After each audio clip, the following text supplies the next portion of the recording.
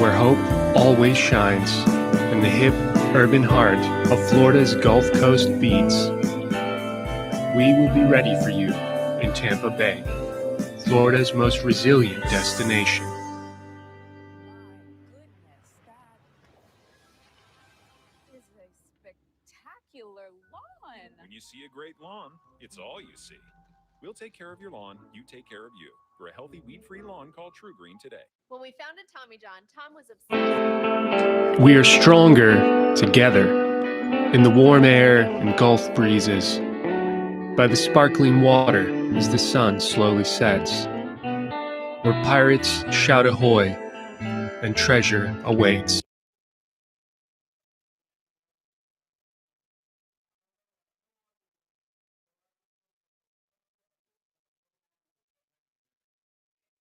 Diversity and charm, in our community by the bay, to make memories. We are stronger together, in the warm air and Gulf breezes, by the sparkling water as the sun slowly sets, where pirates shout ahoy and treasure awaits, where gentle manatees swim past timeless minarets, with adventures to discover in historic districts, with diversity and charm, in our community by the bay, to make memories beyond measure when you return, because we are all stronger together, where hope always shines, in the hip, urban heart of Florida's Gulf Coast beats. We will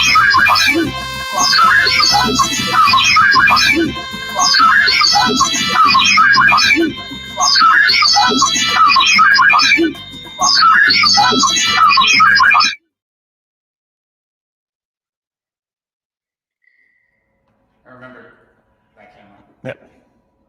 So, Sam, when it comes to the buckshot, Frank, you're going to be in the shot. Yeah. In 3, 2, 1. Frank, you're up. And we're up. Hey, everybody. Welcome to episode 5 of Live Stream Tampa, coming to you live from the custom-built Haunted Mansion. I'm your host with a ghost, Glenn Hosking. I'm filling in for Tyler today. We're good, guys? Yeah? Oh, good. Okay, we're good. We've got a great show for you today. The producers, Pete and Frank, have outdone themselves. We've got a fantastic lineup. We're going to be talking about business. We're going to be talking about money. We're going to be talking about health and wellness. We're going to be talking comedy. We're going to be talking to sci-fi podcaster. We've got a live musical guest today. We even have Matt Porter, who is a Comedy Central star. And we've got the legend himself, writer, producer, director of the Blair Witch Project, Dan Myrick. So suck on that today's show. So text your friends, tweet them, tell them to tune in because we've got a great show. And as always, Live Stream Tampa is brought to you by Angel Soft Toilet Paper. Angel Soft, you'll never throw us in a tree again. All right, kicking off the show, we've got somebody from one of the great ad agencies here in town. They've been in business for over 25 years, just killing it with consistency, great creative, co-founded by one of the great female business leaders, here in Tampa, Paula Schifino. Please welcome from Schifino Lee, Media Director, David Staub. Dave, how you doing? Good morning. How is everybody? Yeah, so wanted to take this time to, of course, we can go through exactly any questions you have, but just kind of go through the media landscape in terms of what's going on in the market currently, what we're seeing from a media perspective overall with consumer habits, consumption, and how people are responding, of course. And then, of course, what we think we could forecast for the future in terms of the media landscape and how we think that consumers will be behaving, how things have changed and will change in the future. So, yeah, look forward to the discussion. Cool. Well, first of all, how are you doing personally? How are you holding up throughout this crisis? Yeah, personally, I think we're all dealing with a little bit of just boredom. You're at home and adjusting to this new world. So, of course, we've been set up to work remotely for a long time and had no really hiccups there, just keeping really close communications. Of course, typically we're in the office interacting with everybody, but we're just, utilizing the new media platforms, including, like Teams with Microsoft, so that we're keeping in touch and making sure too that we don't lose that human element. So we're even hosting virtual happy hours with each other with the agency, 5 o'clock once we sign off on maybe a Thursday, and just adjusting to making sure that we're keeping in touch with everybody and keeping their sanity. So yeah, that's great because unique, but doing well. Yeah, that's so great because so much of the agency world, I'm an ad agency veteran. I've been doing it now for half my life, which is kind of weird to say at this point.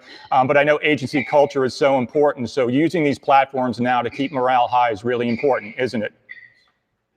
Absolutely. So even just anecdotally with friends, doing some happy hours and that thing, we've kind of all decided what our favorite telecast is. So people are using Zoom or G meetings and whatever it may be. So just kind of adjusting to that. And, now too, thinking of the future. So I think we're showing that a lot of people can work from home and work remotely. Those that are fortunate enough to do so. But making that adjustment, of course, makes sense. And now we're just proving that, a lot of jobs can be handled virtually, when it's appropriate. Excellent. And it's so great that we have you, a media director, because as we all know in the business, like you media guys rarely get any of the glory. So tell us a little bit about, what you guys are doing to help your clients through this transition and how you're setting them up for the months ahead. Yeah, so speaking of that from the media perspective, we're kind of the geeks with the numbers, so it's not as sexy as, the creative and that kind of thing, but we're the ones that are in charge of spending the client's budget and the media dollars, so understanding how that works. So, what's really important now in this current time frame is just really to understand what consumer behavior is and being nimble with our clients' budgets, because of course we've had to make some dramatic shifts where there's a lot less people on the roads right now. A lot less people are going out of their homes as they really should be quarantined to home and staying, in their local area. So we have unfortunately had to pause, some of our out-of-home campaigns because it really just does not make sense from a consumer perspective. The actual eyeballs that are seeing out-of-home boards is way down. It's dramatically changed. So we've had to make that modification and take those budgets and put them into other venues and other vehicles. So digital consumption, of course, is up substantially. Time spent with social media. People are spending a lot of time just understanding what's going on, what's the latest. So, the younger demographic too, a lot get their news information from social media, including Facebook primarily, where, when you're talking about the older demographics too, and looking at live news, the viewership and numbers on traditional broadcast television news stations, it's up 30% plus when you compare the same time frame to a year ago. So the numbers are killing it. People are really, really spending a lot of time on TV, on mobile. OTT, which if you're familiar, over the top just means digital video. So think of Hulu. Netflix is big. Netflix is ad-free, but a lot of these other platforms that accept ad inventory, the available inventory in these products is up, pretty substantially. So now is really a time, if possible, to be putting your clients in front of those streamers because they're at home spending a lot more time streaming digital video. Right. Do you think this is something that is going to stick? So when we get the all clear and people can come out from their gopher holes again, and they start getting back on the roads, is this something where you're going to see a lot of advertisers maybe start to increase their budgets, get back into more outdoor media? And also, are you going to find kind of a bottleneck because we're going into an election cycle, right? And we know that media is really hard to get in an election cycle. So now you're going to have all these advertisers that may want to start advertising again. They're going to come up against that wall of, election media. How are you guys setting your clients up for that? Yeah, you are going to have that. So we have some clients that we do more traditional media with, and they are in annual, calendar year with their budget. So they've actually just been holding on their budgets. They do forecast that they will be spending that money in the future in this calendar year. So, if they're dark, March, April, even possibly parts of May, we're just going to be pushing more of that budget into the remainder of the year. Speaking specifically of out of home, think about here in the Tampa DMA, the Tampa market, the outdoor vendors are being sensitive to, we have the Super Bowl that's coming up next year. So they're forecasting too a lot more spend just in out of home, specifically in third and fourth quarter. So I think there will be a bit more competition in terms of people looking for that inventory. When we're talking about political, broadcast television is still king when it comes to political advertising. So we know once that political window opens, 45 days prior to the election, there's just been an onslaught of political advertising. Florida has always traditionally been a swing state. They call this the I-4 corridor between Orlando and Tampa is where the majority of the state spending is in Tampa and Orlando. So we do see that, especially this year for Tampa, it's going to be big. And even though the viewership is very high right now, a lot of the stations have the inventory because right now, a lot of advertisers either have pulled back and said, we just want to be sensitive. Now is not the right time to be on air because they don't have the right message, or they're just kind of unsure and they want to maybe hold out for the future to see how things change. But if you have clients that specialize in TV and on our TV, then now is really a good time to be on if you have a message that is sensitive to viewers. So we know too, just from the marketing landscape, as far as the creative goes, you really don't want to show a lot of people hugging or high-fiving. So that's been one thing that people have been sensitive to pulling out of or pulling back on. And really putting kind of that feel-good message together, showing, we're all in this together, we're going to come out of this on top. So those are the kind of messages that advertisers are pushing with and succeeding with. But now is a really good time to take advantage of the lower rates because there's a lot of inventory in those mediums. So including, TV, OTT, and the digital landscape as well. Sure. Look into your crystal ball a little bit and predict what you think the industry is going to look like when all this is over. How do you think this is going to change the way that advertisers work, agencies work as we move forward? So I think what we've proven coming out of this is that we can be nimble. So we're never just putting a plan together and placing it and letting it ride. So that doesn't really exist because we want to be efficient. We want to optimize based on campaigns. So this has proven in March that there was a dramatic shift in the way that people interact out in the world and interact with media. So we're spending a lot more time in digital platforms and television and not being out on the road. So the out of home really doesn't make sense. Time will tell exactly when some of these stay-at-home orders are lifted.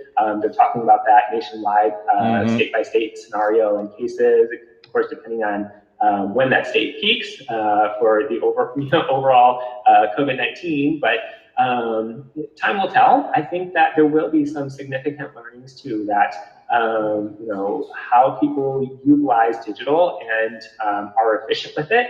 Are able to pivot in terms of what we've done and think about the messaging. So how quickly can we change out messaging where, if it's a significant length or long time to create assets, of course we have overall holistic brand campaigns that we want to lead with, but some of that even now has kind of been put on the back burner because clients are like, we get it, we want to do this sexy campaign. However, we got to think of the here and now. We got to be sensitive to this. So, I think people are going to be itching to get back out there and back on the roads.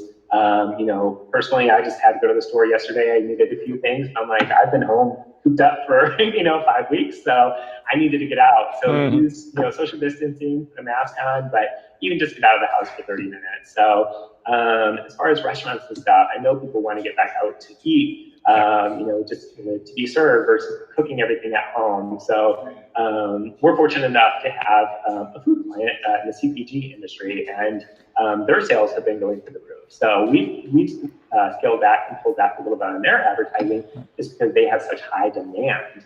But even we're still following up with them to make sure that they are executing on certain things to take advantage of the lower rates and to be able to still move some products. That's great. Dave, that's some great advice for everybody. Thank you so much. We got to wrap this segment up, unfortunately, but please come back again. So for everybody else tuning in, we'll be back in about 5 or 6 minutes. And again, that was Dave Staub. He is the media director for Shafino Lee. Thanks for tuning in to Livestream Tampa. We'll be back after this short break. Get us the job we always do.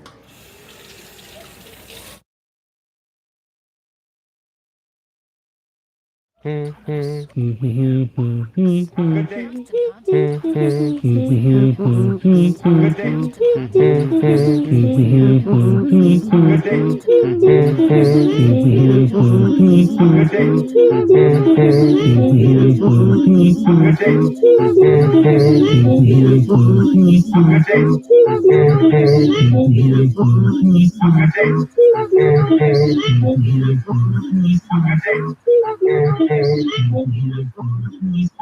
It's easy to feel powerless when we can't see the light at the end of the tunnel. It's easy to feel powerless when we can't see the light at the end of the tunnel. It's easy and let our eyes adjust. But if we pause for a moment and let our eyes adjust, we can discover beauty hiding within the darkness. Let our eyes adjust. We can discover beauty hiding within the darkness. We find new ways to bring hope, to celebrate. We find new ways to bring hope and to connect, to celebrate. We discover that the tools we already have can solve novel challenges. We discover that the tools we reimagine how we serve our community and protect our imagine how we serve our community. We learn new meanings to the phrase daily bread and face-to-face meanings to the phrase hero. And face-to-face meanings to hero. We find the simplest ways to brighten the darkest days. We discover that the light we're looking for is never at the end of the tunnel. We discover that the light we're looking for is never at the end of us. So for as long as it takes us to reach the other side, keep looking for the light it takes us to reach because it's always there. Keep looking for the light. Just 6 short feet away. It's always there. Keep looking for the light. Just 6 short feet away. It's always there. Just 6 short feet away. It's always there. Just 6 short feet away. It's always there. Just 6 short feet away. It's always there. Just 6 short feet away. It's always there.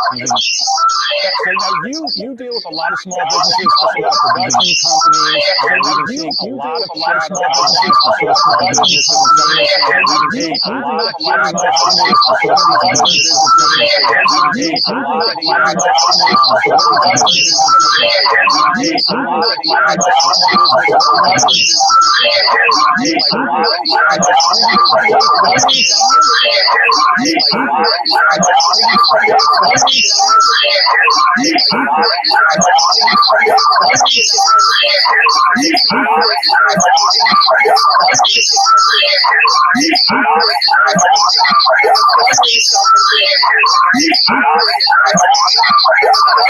A lot of lenders are still processing applications and still accepting them because there is some talk on the table of infusing another 250 trillion into this budget of infusing. So some lenders are saying, hey, there is into this budget of backfusing. So some lenders are saying, hey, there is into this budget of backfusing. So some lenders are saying, hey, there is into this budget of backfusing. So some lenders are saying, hey, there is into this budget of backfusing. So some lenders are saying, hey, there is into this budget of backfusing. So another just to pay them, there is a budget of several so another just to pay them, there is a budget of so another just to pay them, there is a budget of another just to pay them, there is a budget of.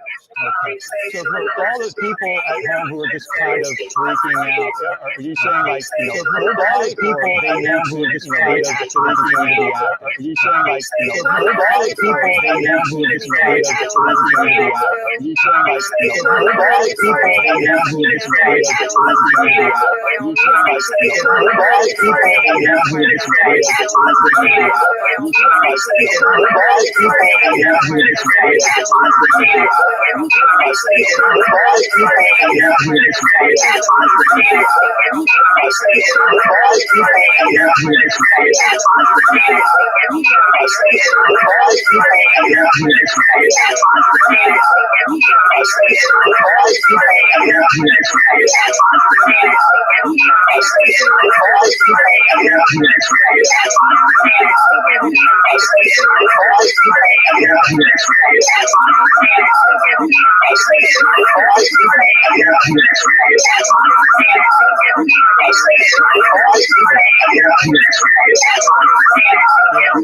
they should be dealing with anything that starts with a B. It should all start with a T, right? At this point, any kind of fund, it's like, leave B out of this. We need the T. So 22 million people out of work. Apparently, the state of Florida has only, I believe, paid like 4% of the unemployment that's been people have applied for. What are we looking at in the next couple of months here? Like make some sense of it all for us, because again, people just, our heads are swimming, right? And so we need an expert like you to kind of is there any comfort to be found here? I think there is some comfort to be found there, in that what I am seeing is that small businesses are coming together to help each other out. A lot of the business relationships that small businesses have with one another, there's been a lot of good communication where clients are telling, customers, we can't pay you right now, but we will pay you. They're maintaining those communications. People are still making themselves available for work when they can work from home, when they can work remotely. There's definitely a lot of things that are not truly dead right now. There are industries that are impacted, restaurants, obviously, but we still have takeout and delivery. So we know that our kitchen staffs are still working. We still have delivery positions. Obviously, Domino's is hiring. They're advertising all over the place. A retail outlet that does not have an online presence might suffer. But a retail outlet that does have an online presence should not suffer as bad. So while I do think there's a lot of economic downturn, and people who have these jobs where they've been told to stay home and there is no online work, it's a big deal. Yeah. And that recovery is going to take a very long time, because people are not going to see their unemployment benefits right away. These loans, they're backlogged with applications. And if people are getting contact and getting loans, in some cases, those loans may be capped, where you might have been thinking you were going to get a loan for $20,000, but you might only get 10. So in some cases, the actual loan amount that you would need is not going to be the full amount. So it's just going to be patience. I mean, the SBA had to throw this together by the seat of their pants. So of course, the SBA process has been a little cumbersome. The banks have had to catch up and communicate with the SBA.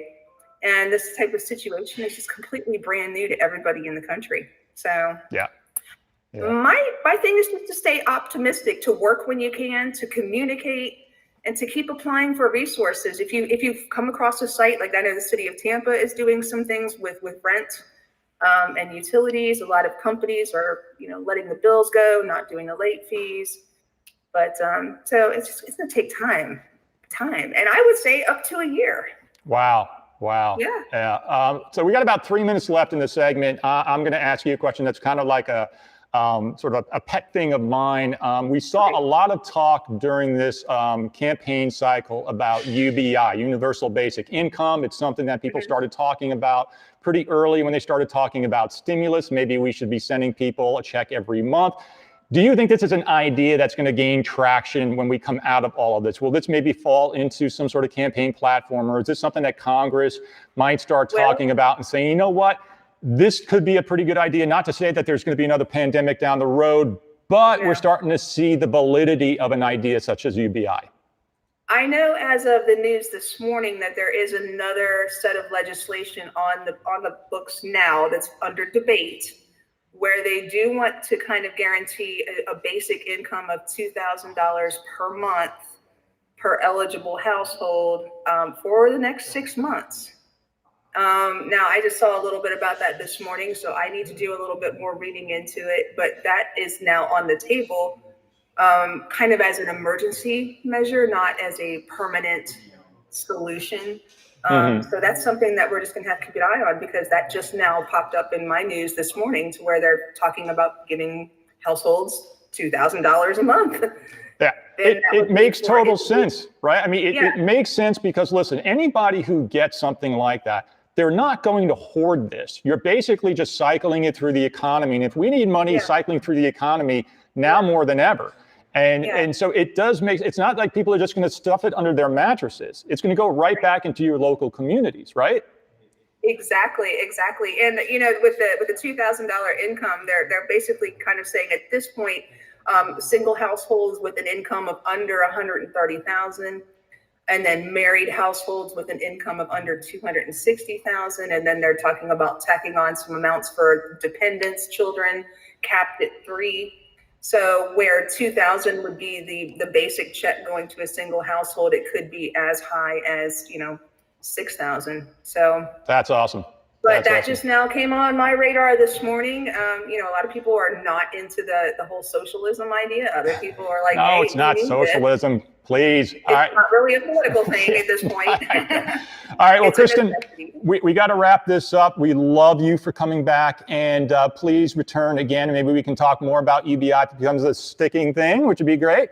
So guys, stay tuned. Yeah. So stay tuned. We're going to be talking about weight loss management in the next segment with Dr. Guzman from Medi Weight Loss. My name is Glenn. This is Livestream Tampa. Stick around. We'll be right back.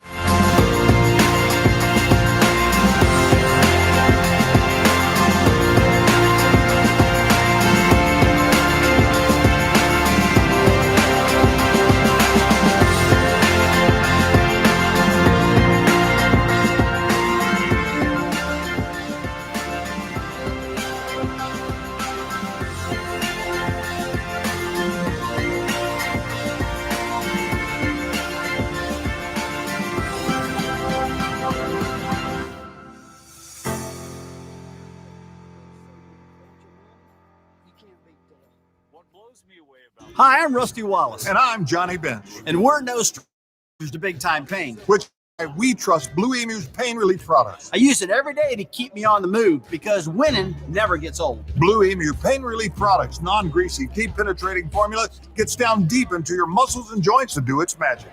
And speaking of magic,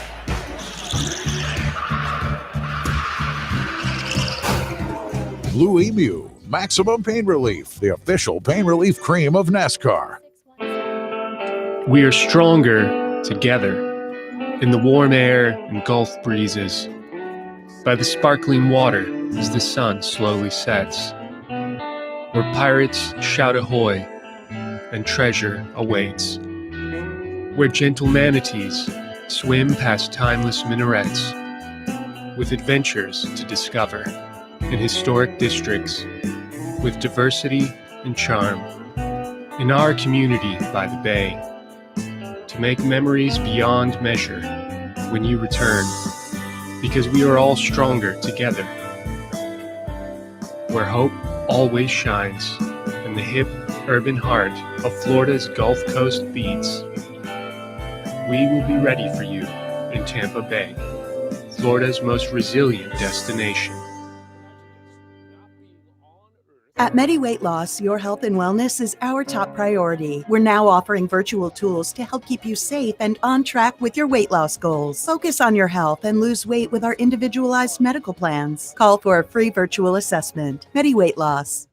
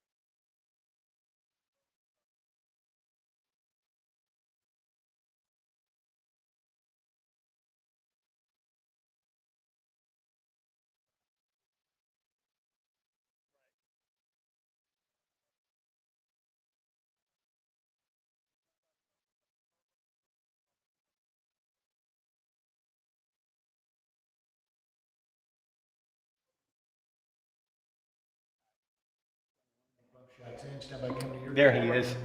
All righty. Awesome.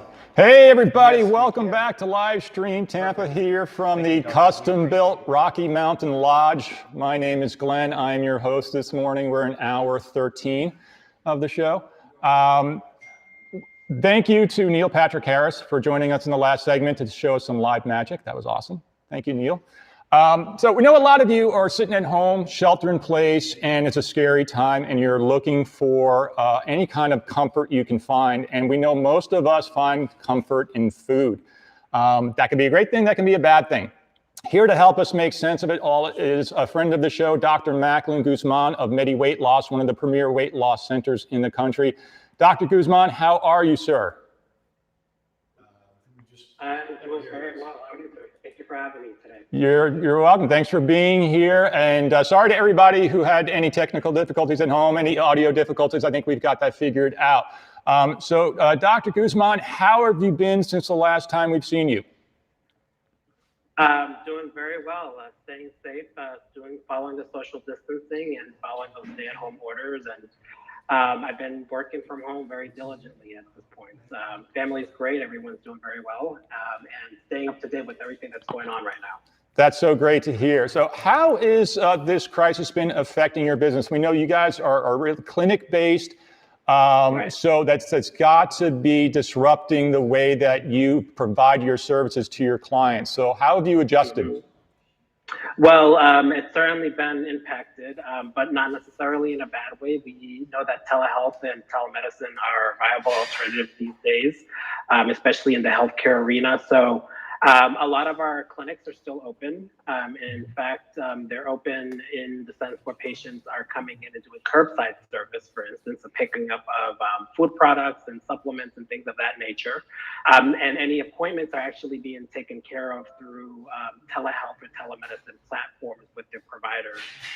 So it hasn't really been truly very disruptive. In fact, patients are still excited to be calling in, to be having these counseling sessions with our providers, to also be having access to Medi Weight Loss, especially with what's going on nowadays with the quarantine situation. As we know, there's a lot of potential stress eating, a lot of emotional eating that's going on out there for some folks. And as we can expect, there may be some uptake in weight gain. And so, in fact, in social media, I think there's this the term coined, the quarantine 15. It's been circulating for a little bit. And that's really where, people are, in effect, some people may be stress eating, and, where you have a home office, it's a couple of feet from your refrigerator, your kitchen.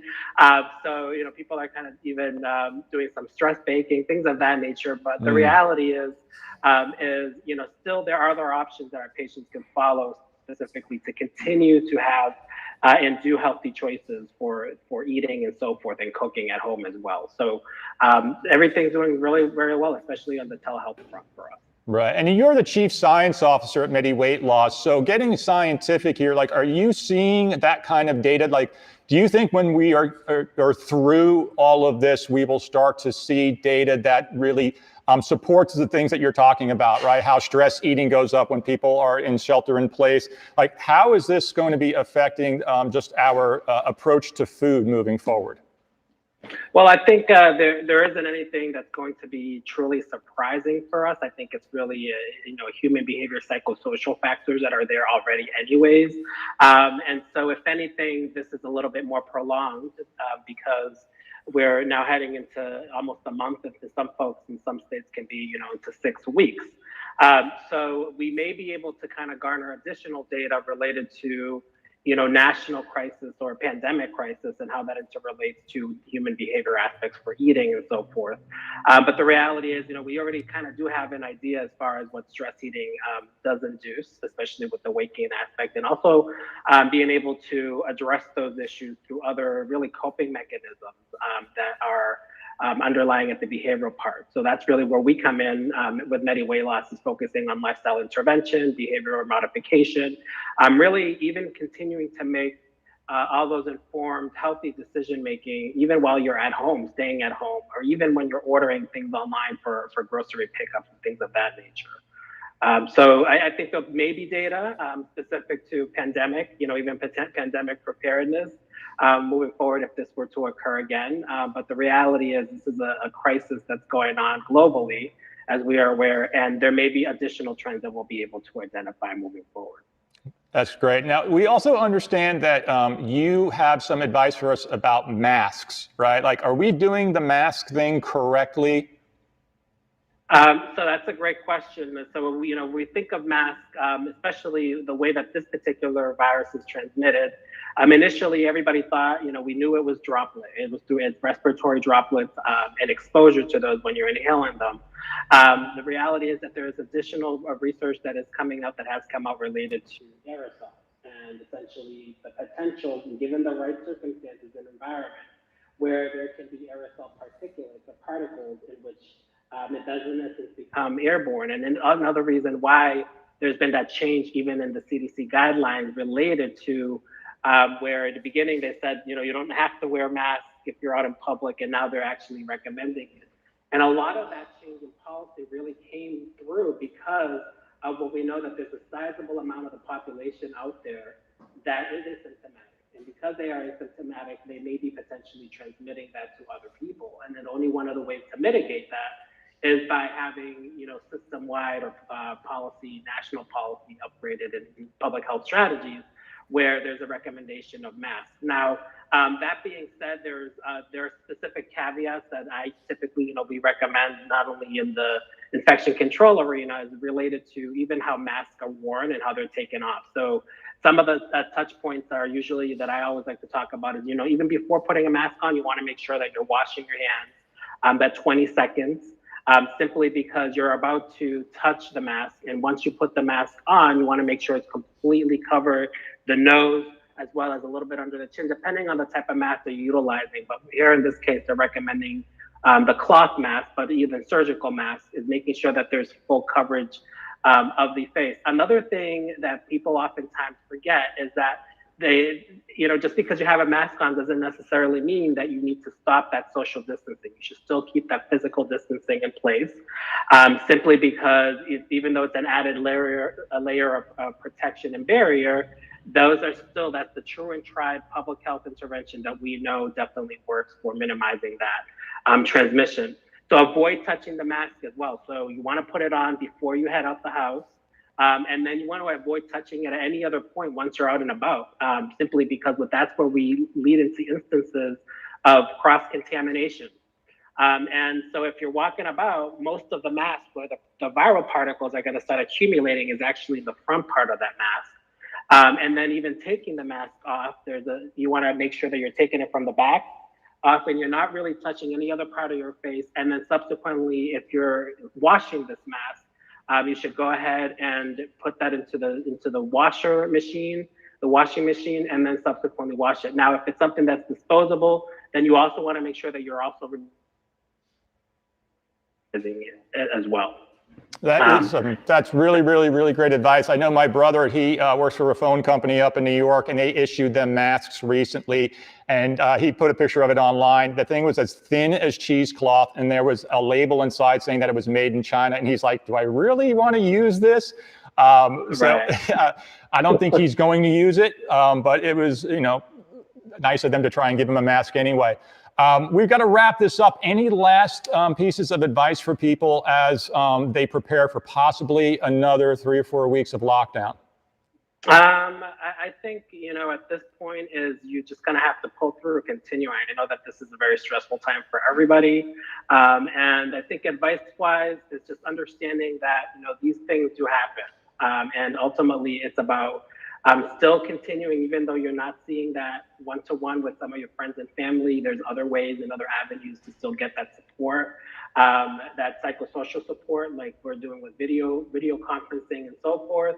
And then just keeping in mind that, staying abreast of what's out there, but not necessarily believing everything that you hear. Always check your sources.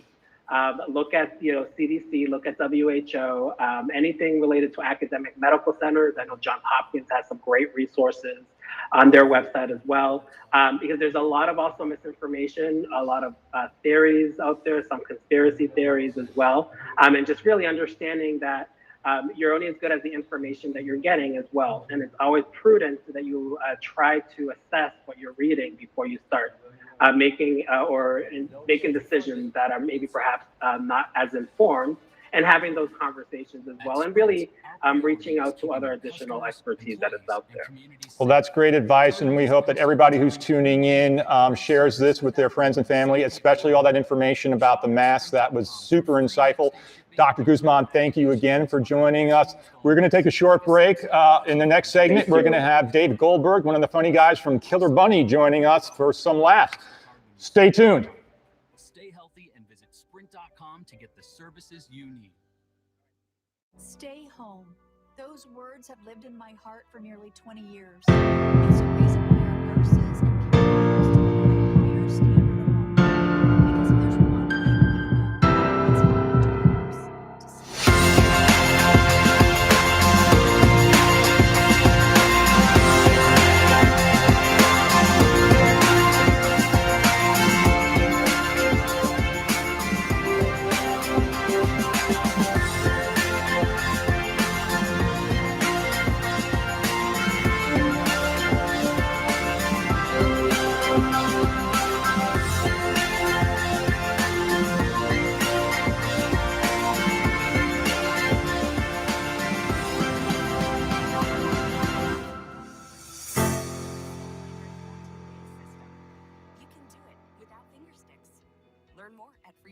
Hi, I'm Rusty Wallace. And I'm Johnny Bench. And we're no strangers to big time pain. Which is why we trust Blue Emu's pain relief products. I use it every day to keep me on the move because winning never gets old. Blue Emu pain relief products, non-greasy, deep penetrating formula, gets down deep into your muscles and joints to do its magic. And speaking of magic,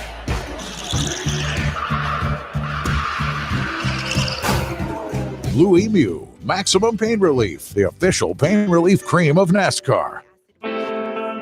We are stronger together in the warm air and Gulf breezes, by the sparkling water as the sun slowly sets, where pirates shout ahoy and treasure awaits, where gentle manatees swim past timeless minarets, with adventures to discover in historic districts, with diversity and charm, in our community by the bay, to make memories beyond measure when you return, because we are all stronger together,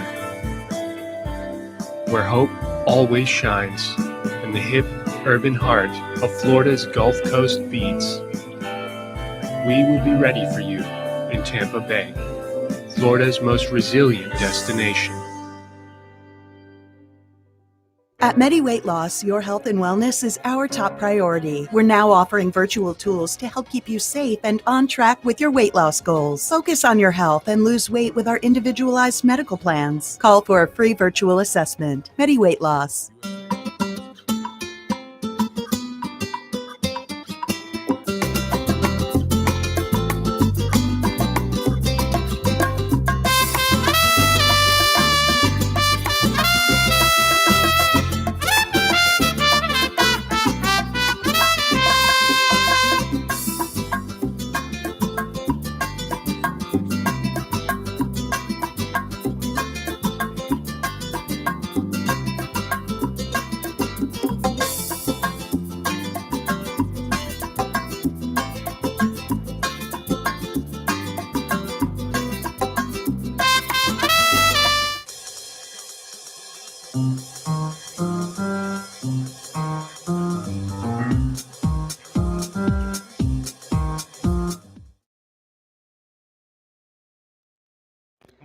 Bump shots coming in, Frank. You're in the shot here. And Frank, you are up.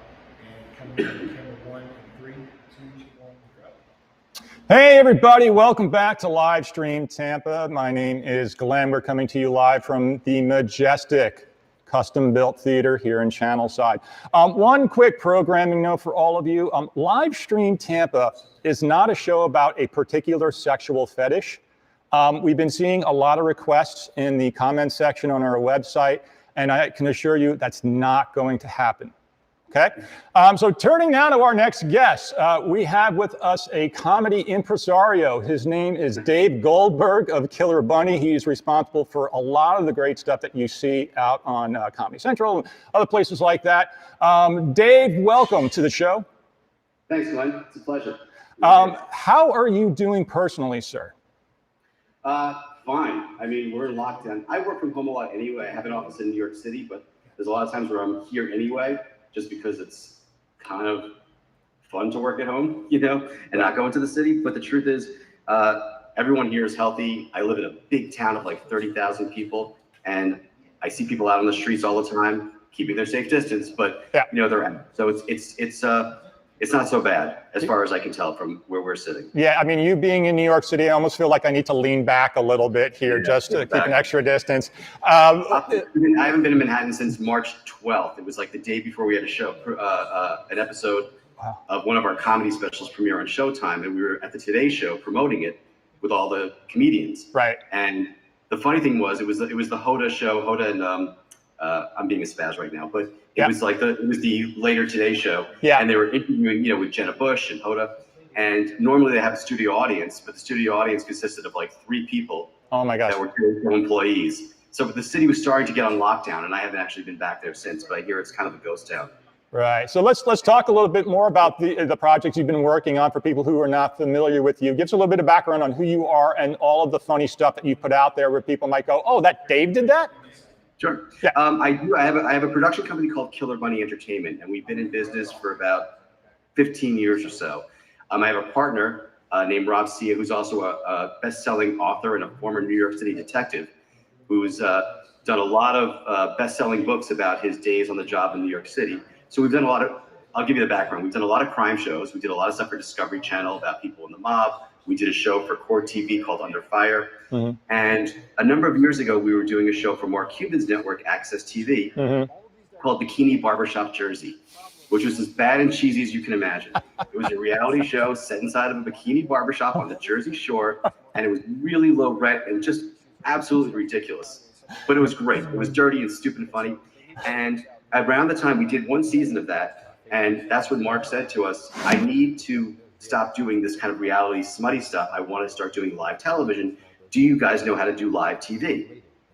And I lied and I said, of course I know how to do live TV. Fake it till you make it, right? Yeah.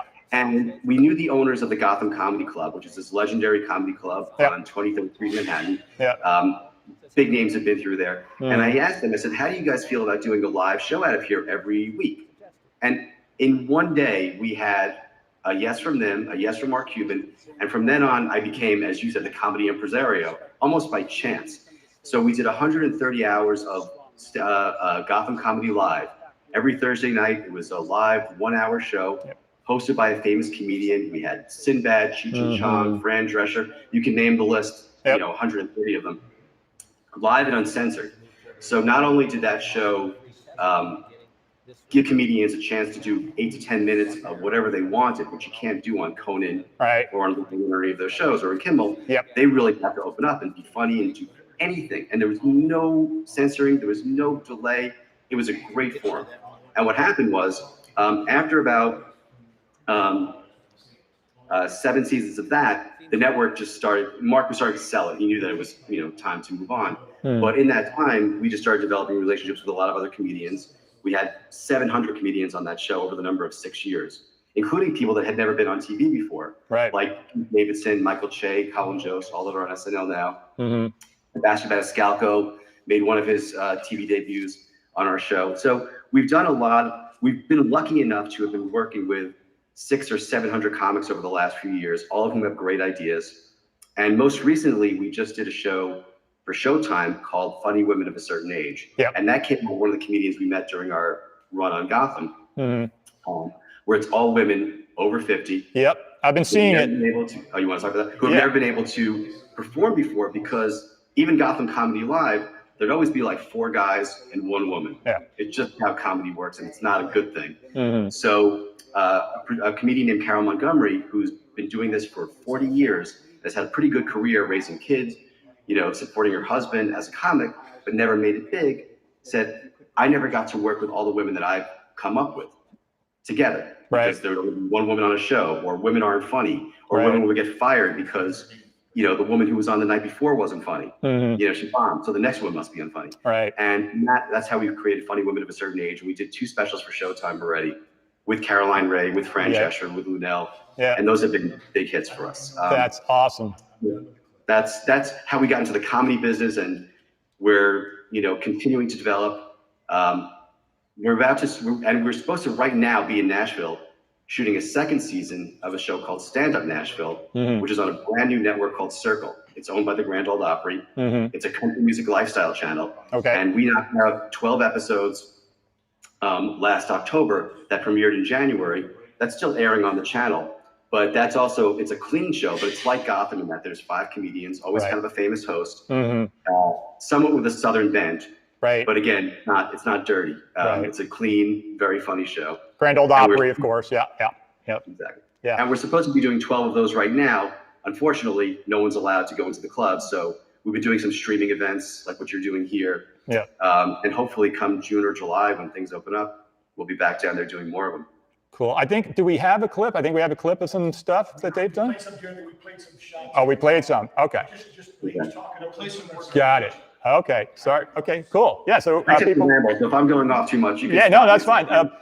So talking about the challenges of production, you know, with all of this, I mean, so you've been turning to streaming. Are people sort of like waiting for the green light? And once we are, you know, able to get back into a room with other people, like you guys have a lot of stuff ready to go?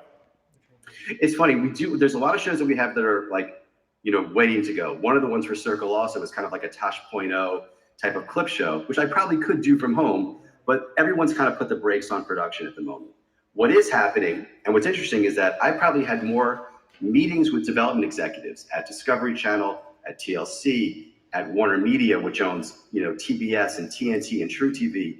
We have a meeting with Stars on Monday. They're all like this. They're all, you know, through Zoom or through, you know, live chats. And they're all hungry for stuff because they know 2 things. One, production's been shut down, so they're going to need a lot of stuff to fill the void come the summer and the fall. 2, they're looking for fast turnaround things. So we do have a few shows, like I just submitted to True TV and to Comedy Central and to IFC, some shows that comedians, a lot of sketch comics I work with, are cranking out really funny stuff from home. And what's interesting is that production has changed so much when I started out, where you needed big crews, you needed an editor, you needed to do things outside. You know, you can make an entire show on your laptop.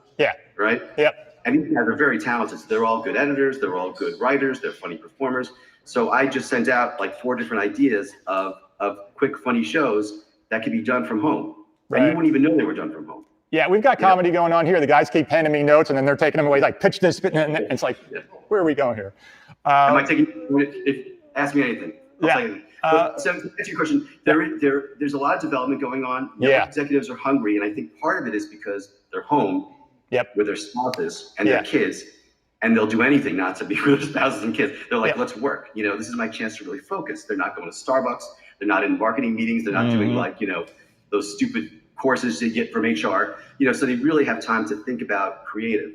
And it's a great time to be creative. Yeah, it sounds like there's going to be a glut of content and pitches and developmental ideas and scripts and everything when we come out of this. It's almost going to be like maybe too much, and the producers and developers are going to have, you know, their pick, right? Because like you're saying, like when, you know, creative people are just stuck at home, like what are they going to do? Well, they're just going to start writing and creating. They're going to come up with ideas, right? Yeah. I think you're right. It's funny. I just talked to we're working on a documentary about this legendary singer-songwriter from Nashville.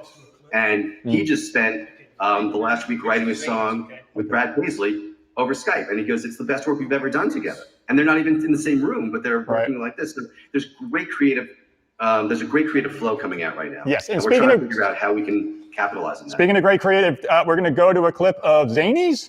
Yes. All right, we're going to a clip. This out. It's like, I don't want to hear it, dude. I'm exhausted. I just ran 12 miles. I was like, wow, you ran 12 miles? Well, you're halfway done. And then just turn around and run back. I don't know what a K is, but you got a few left. You know what I mean? Knock those out. I don't run. I actually just bought my first new car. I'm very excited about it. I bought Well, I bought a minivan, and I have no kids. And I've been rolling around in a minivan. It's not a good look. I know. It's weird. That's why I call it a minivan and not a van. Kind of softens the blow, you know? If I say minivan, you're like, oh, he's taking kids to soccer practice. If I say van, you're like, oh, he's taking kids from soccer practice. That's a very important difference. That's what I've learned. It's subtle, but it's everything, you know?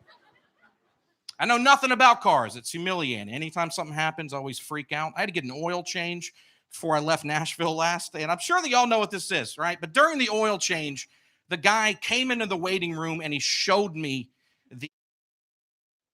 That was fantastic. I hope you guys enjoyed that. Dave, thank you so much for joining us. Please come back again. Good luck with everything that you guys are doing. Everybody at home who's watching, please, tune into anything that Dave's doing. IMDb him, check him out because he has been entertaining us and we didn't even know it. So Dave, thanks again. Stay safe. And when we come back, we'll be talking to Matt Porter. He is a writer, producer, and director of a Comedy Central series. So stay tuned. Stick around.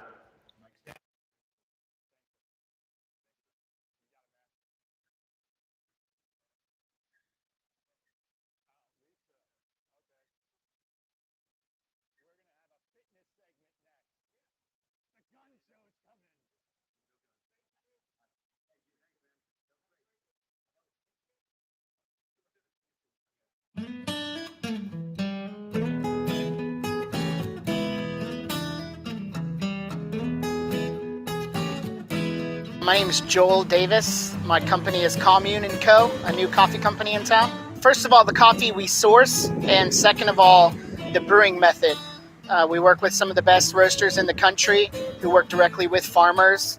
Number one, that gives farmers the best prices possible. Number two, that gives us the opportunity to oversee quality through every step of the process. And then we actually developed our own method of brewing iced coffee. We're in Florida. We drink it every day of the year. We wanted something bright, naturally sweet, and nuanced, the natural character of highlighting coffees as opposed to boring cold brew methods. We call it pressure brew. And then after we complete the brewing method, we put it back in kegs and nitro tap it. So we serve a nitro tapped, pressure brewed iced coffee, just like you'd get a Guinness or a stout or something like that off a nitro tap. So it's a beautiful way to serve a really delicious coffee. There's 4 or 5 wholesale partners that we have in town. Dat's Dough in South Tampa, Squeeze Juice Works, the cold pressed juice spot in Hyde Park, Mermaid Tavern in Seminole Heights, and then the local Public House and Provisions up in Dade City. They all serve our coffee every day of the week on tap. They do growler fills, and then our tricycle, the Commune Coffee Trike, is on the road 5 days a week at least between downtown and Ybor City, and we do special events and fun stuff on the weekends with the trike as well. The best way to find us is our website, communeandco.com. You can follow us on Instagram or Twitter at communeandco, or on facebook.com/communeandcofl. We're always posting where we're at and events we have going on and fun stuff.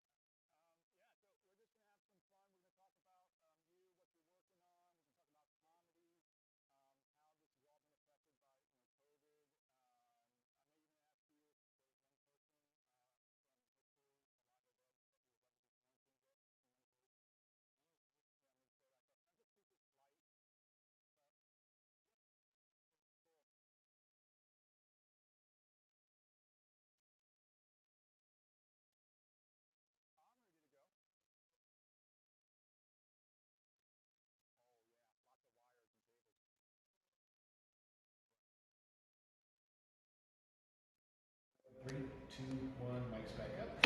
Hey everybody, welcome back to Live Stream Tampa here from the custom-built spa and resort. I think I might have used that one before, but who cares? It's just live television. My name is Glenn. This segment is brought to you by Agoraphobia. Agoraphobia, who's laughing now, bitches? Huh? Joining us in the box, we have writer, director, producer, and star of the Comedy Central series New Timers, Matt Porter. Matt, welcome to the show. Hey guys, good to see you, Glenn. Good. How are you, Matt? How are you doing personally? Where are you? I am coming to you live from Porter World HQ. Nice. AKA upstairs office. So yeah, we're doing good. I think I'm doing good. And then every now and then I think, wait, you were thinking about giving yourself a haircut last night. So, it's dicey, Yeah. It's dicey. There are days and bad days. Yeah, I've been doing that myself. My wife is now my barber. The other day, we realized that our son, a 14-year-old son, he's got autism, but he needed a haircut. He was starting to look a lot like Harold Ramis in Ghostbusters. So we took the clippers that I use in my beard, and we took it to my son, and he was just not having it. And we got halfway through, and he looked like a hazing incident. Yeah, bad. I wouldn't worry until you go like full Eraserhead, Yeah. Then anything short of that, we're fine. Yeah. So, Matt, what have you been working on? How has COVID affected production and the things that you've got going on in your life? So it has certainly changed things around. Fortunately for business, it hasn't been too disruptive. Lately, we have been doing a little bit more of development for concepts for like TV and working on other projects that don't require us to be like on an on-location shoot or anything. So that's great. So we've just kind of stayed busy, just kind of pivoted focus a little bit, and more time with the family, which has been awesome. It turns out we have 4 kids. I thought it was 3, and it's been great to get to know them again. Do you have any pets? 4 cats. 4 cats. We don't do it halfway, you're those people. Man. Yeah, we go big. Wow.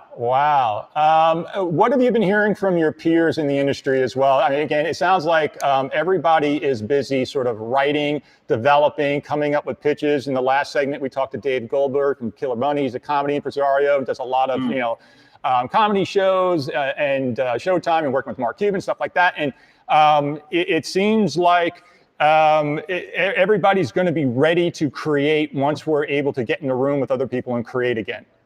Yeah. I mean, this is a time to be agile. I mean, the folks I'm talking with, the ones who are winning are the ones who are pivoting or shifting or expanding. So I have an acquaintance who's a professional comedian, Kostya Kimlot. He's been on TV with like Penn and Teller, and he does in-person magic shows and corporate events. That's kind of a bad time to be doing that. Yeah. So he pivoted, he went all in, got a whole video set up, and now he's crushing it with like multiple online events a day and a week, and he's doing great. I have a personal development coach friend, Wesley Wiley. His main thing day to day is doing a different 9-to-5er, but during this kind of extra margin time, he's shifting more resources and time to building that business. And then there's the people who are expanding, like Custom Built.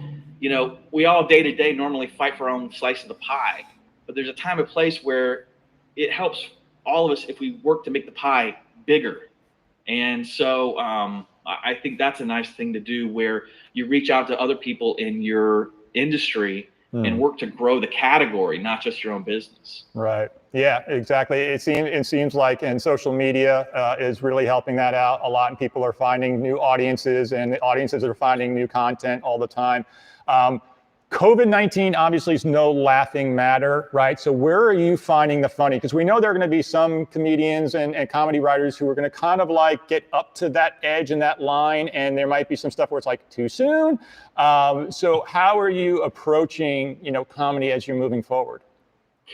Well, it's funny. I'm right now, one of the things I'm doing is producing a talk radio show.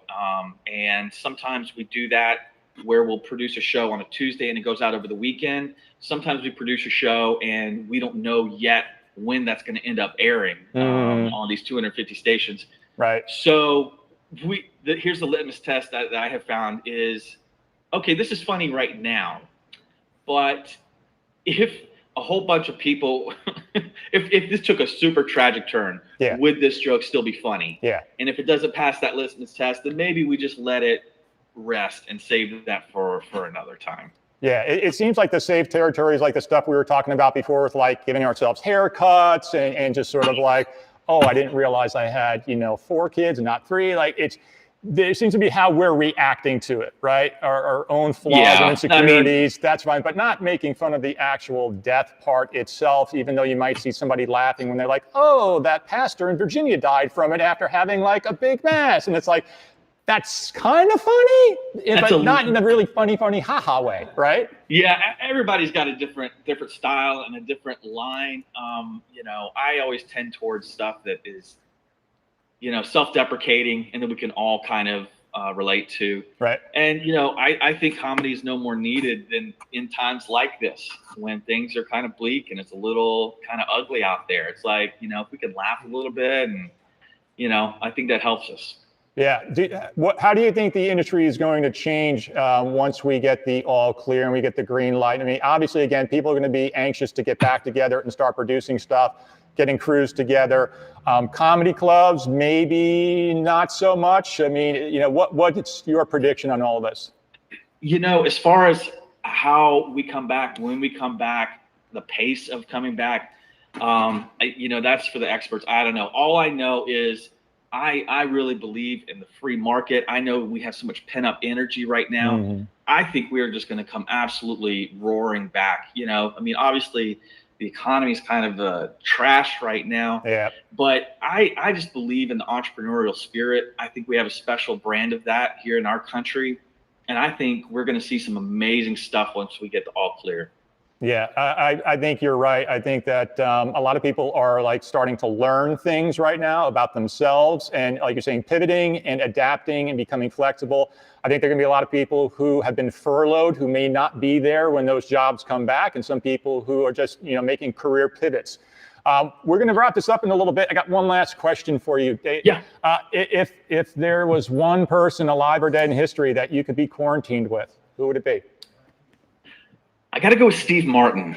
I've always been a fan. He's funny, but he's multi-talented. Yeah. He can play the banjo but write very thoughtful, sensitive novels. I've always admired those Renaissance men and Renaissance women who bring a diversity of talent to the table. I've always aspired to that. So maybe it'd be fun to hang out with him for a little bit. Yeah, I'm sure he's got a lot of great stories. Yeah, for sure. Yeah.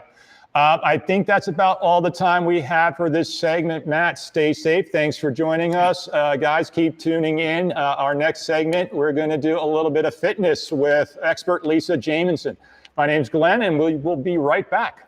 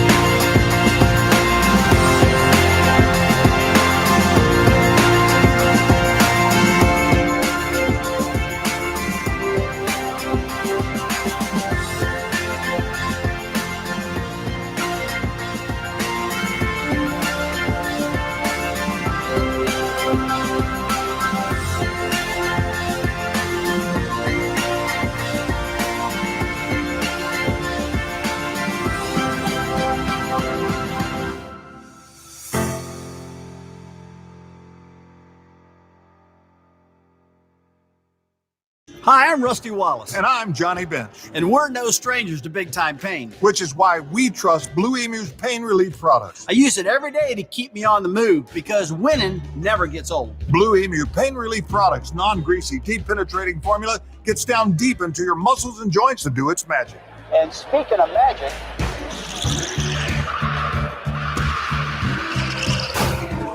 Blue Emu, Maximum Pain Relief, the official pain relief cream of NASCAR.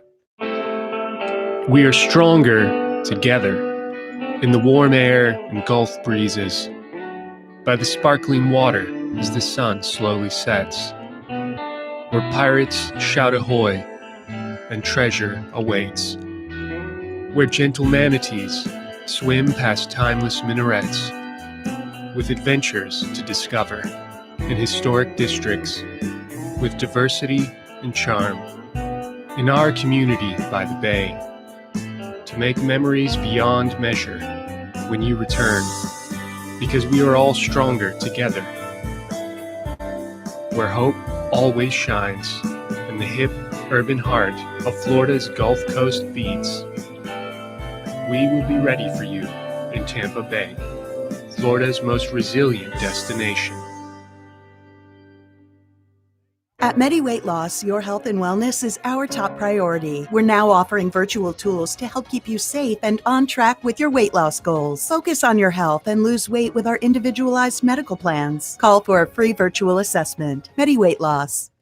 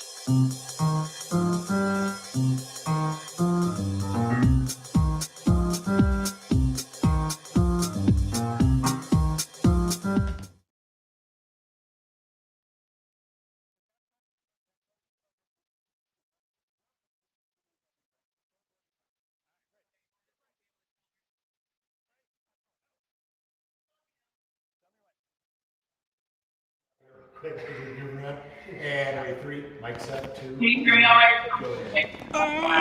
97, 98, 99, 100. Hey, welcome back. Welcome back to Livestream Tampa. My name is Glenn. Just doing a little exercising here at the Custom Built Fitness Center. No daytime Gab Fest would be complete without a fitness segment. So we're about to turn this talk show into the gun show. Yeah, I don't have a permit to carry this around, baby, and I don't care. And here to help us with our fitness is fitness expert Lisa Jamison of Lift Performance Enhancement. How are you, Lisa? I'm doing fine. You'll just have to give me a moment to just catch my breath after watching that.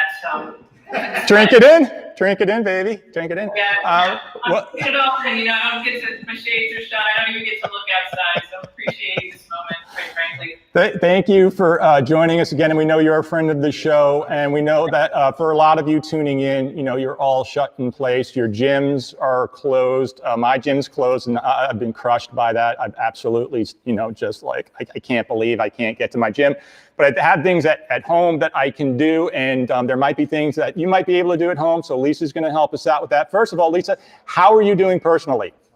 I'm doing great. As I've said the last couple of weeks, I live alone, so I don't have that worry about getting 3 kids homeschooled, and so for me, it's been how do I get a modicum of income I still got to pay for insurance and rent on my office, and there's certain the expenses that you need. So trying to get creative with that, and realizing that my job is to help people from a holistic standpoint stay healthy. So it's been what do I need to up my game? To take some self-care.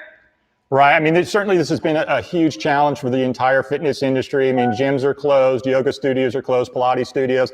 For personal trainers, it's got to be a really difficult time, right? Yeah. Because you can't work with your clients one-on-one, so you're probably having to do a lot via social media, right? Yeah, and it's interesting. I think the clients that are meeting with me 2 or 3 times a week via whatever platform we decide to use. It's really for the most part, it's my 55 to 85-year-old set. And there's a certain savviness that comes with that. They know basically what their workouts are. They just need to watch their posture. Or I've got some people I've got a ballerina who's coming back from some knee surgery, and now I need you to make sure my knee I need you to watch my hip alignment. So it's me looking at the screen, but they're all kind of knowing what they're doing, and it just wasn't working getting it done themselves. So it's those people have stayed on a schedule with me, and I'm realizing, well, I can look at the screen closely. I don't need to be in the same room. So that's been new news for all of us. And then there's certainly the online presence of being able to do group things. Right. Well, your approach is all about realign, re-educate, and rebuild, right? So how are you sharing that information with your clients? And for anybody tuning in right now, how can we learn or re-educate ourselves to the things we can be doing?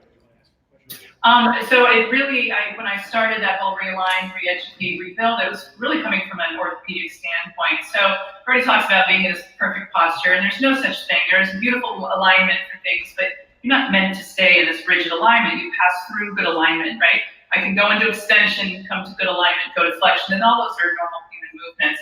And then there's this piece of re-educating motor patterns. So that's a neuromuscular piece. So you've got to, you got to go out and hit a bucket of balls, right? You got to go out and throw a bucket of balls. You got to get bad at it. You're always hitting a bucket of balls or repeating the pattern over and over again.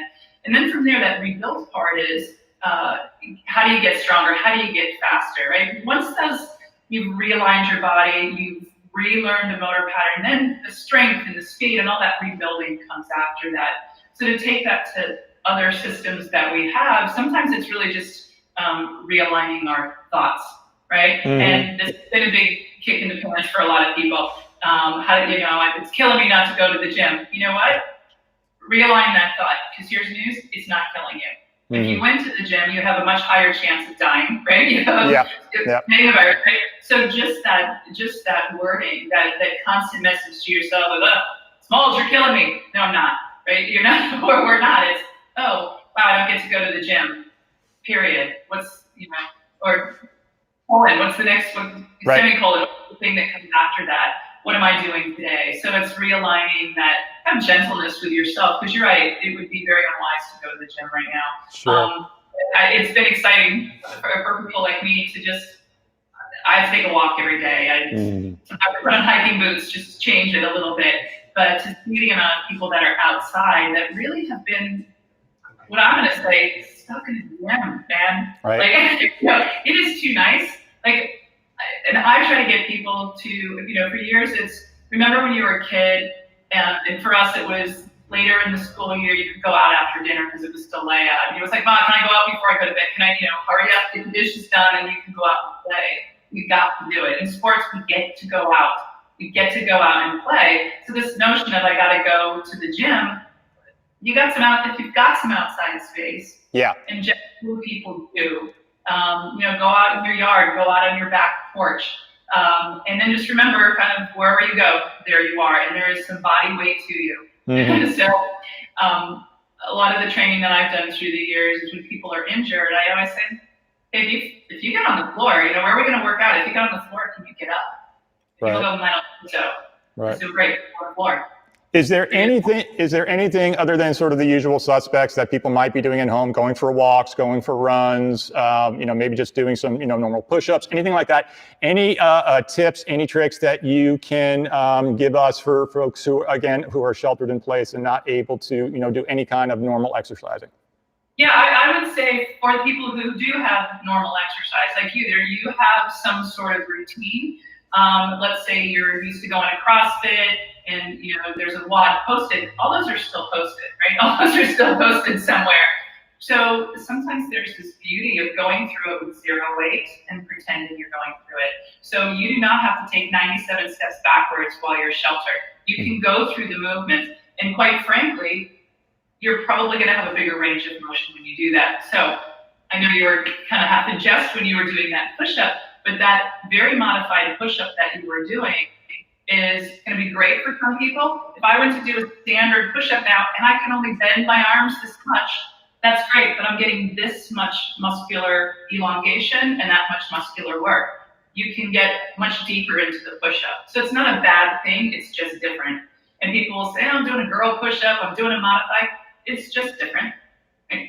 And to take advantage of those differences, because doing the same thing over and over again, you're gonna get good at that, but this is the time to shake it up. Yeah, I mean, the key seems to be to stay active, don't stay sedentary. We were talking about, weight loss and diet earlier, and, don't take comfort in a whole bag of double stuffed Oreos, right? It's like, take advantage of this time to think about how you approach health and wellness, right? Yeah, I mean, that's the plus. I mean, I did a huge dietary change, right, because I knew it was coming, and I had another thing in life changing, so I went ahead and I can't run to 7-Eleven and get Oreos. I can't, Right. I'm not going to the grocery store on my way home from work. So if it's not here, I'm just not eating it. Again, I don't have a family to feed. It's not, there's that old line, if mom's on a diet, ain't nobody eating, right? Like that's not an issue in my house. I might walk around and feel bad for a minute and go, okay, well, I don't have anything to eat, so I don't have any cookies, so I'm not going to eat them. But yeah, and I think just using your tools. So there's the mental piece of going through your workout. If you know that you go to a gym and spend 45 minutes there, an hour, whatever you spend, take 45 minutes. You got the time, right? If you found the time before, you've got the time now. Absolutely. So what would happen if you did those same workouts without any weight? But you're going to pretend that you're lifting the weights and you're going to engage as much as you can. Right. It is a different workout, but you will still work up the sweat.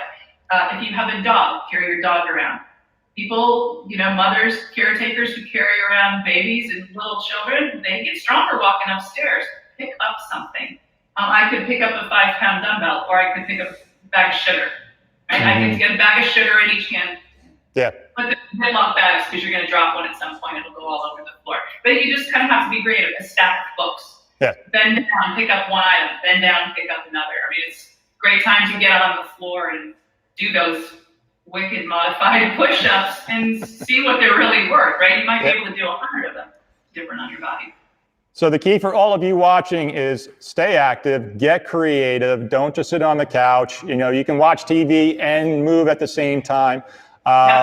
Take that advice from our expert, Lisa Jameson. Lisa, thank you so much for joining us. Hope we can see you again. Stay safe. Stick around. We're going to take a short break. And when we come back, I believe we've got live music and sci-fi podcasting. Somehow we're going to make that all work. So tune in. Yeah, see you soon. We'll take a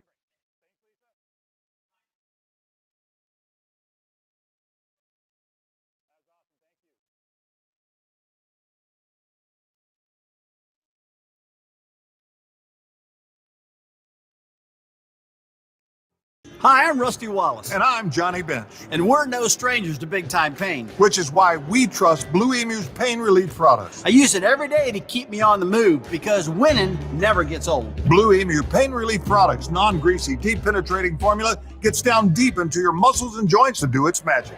And speaking of magic,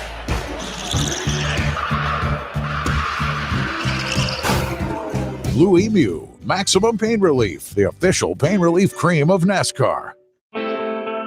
We are stronger together in the warm air and Gulf breezes, by the sparkling water as the sun slowly sets, where pirates shout ahoy and treasure awaits, where gentle manatees swim past timeless minarets, with adventures to discover in historic districts, with diversity and charm, in our community by the bay, to make memories beyond measure when you return, because we are all stronger together,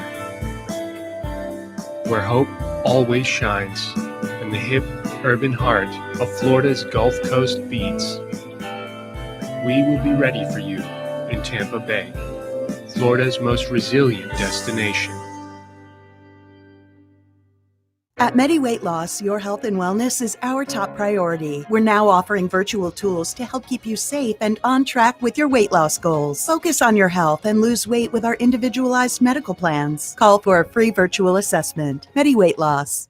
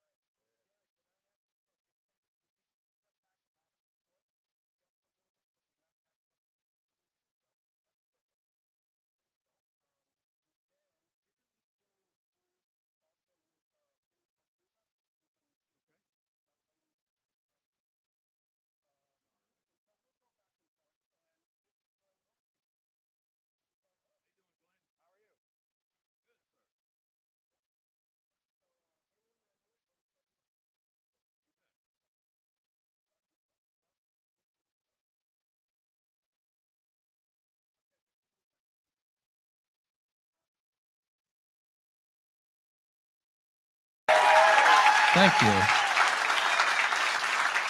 Oh, it's good to be here. I just hung out with an old friend recently, and when we hung out, she asked me for directions to go hang out. Isn't that?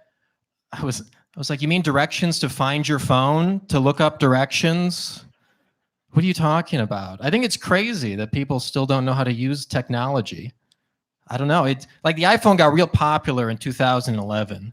And it's 2019. Can you imagine if in 2011 they like gave everyone a gun, and then in 2019 there were still people like, honey, which side do the bullets come out of?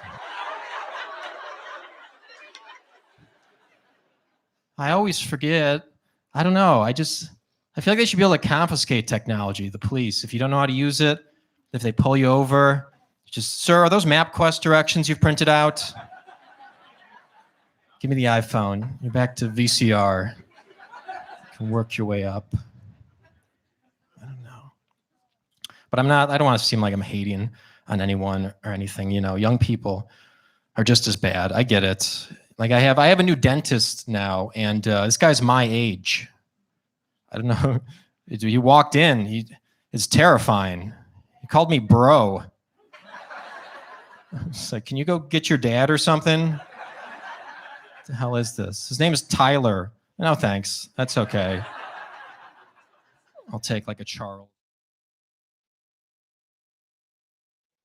3, 2, 1. Back up. Hey, welcome back everybody to Livestream Tampa, coming to you live from the Custom Built Convention Center here in Channelside. My name is Glenn. Now, I know a lot of you are watching from home and you are scared out of your minds and you wish you could be in a galaxy far, far away. Well, our guest right now could draw us all a map.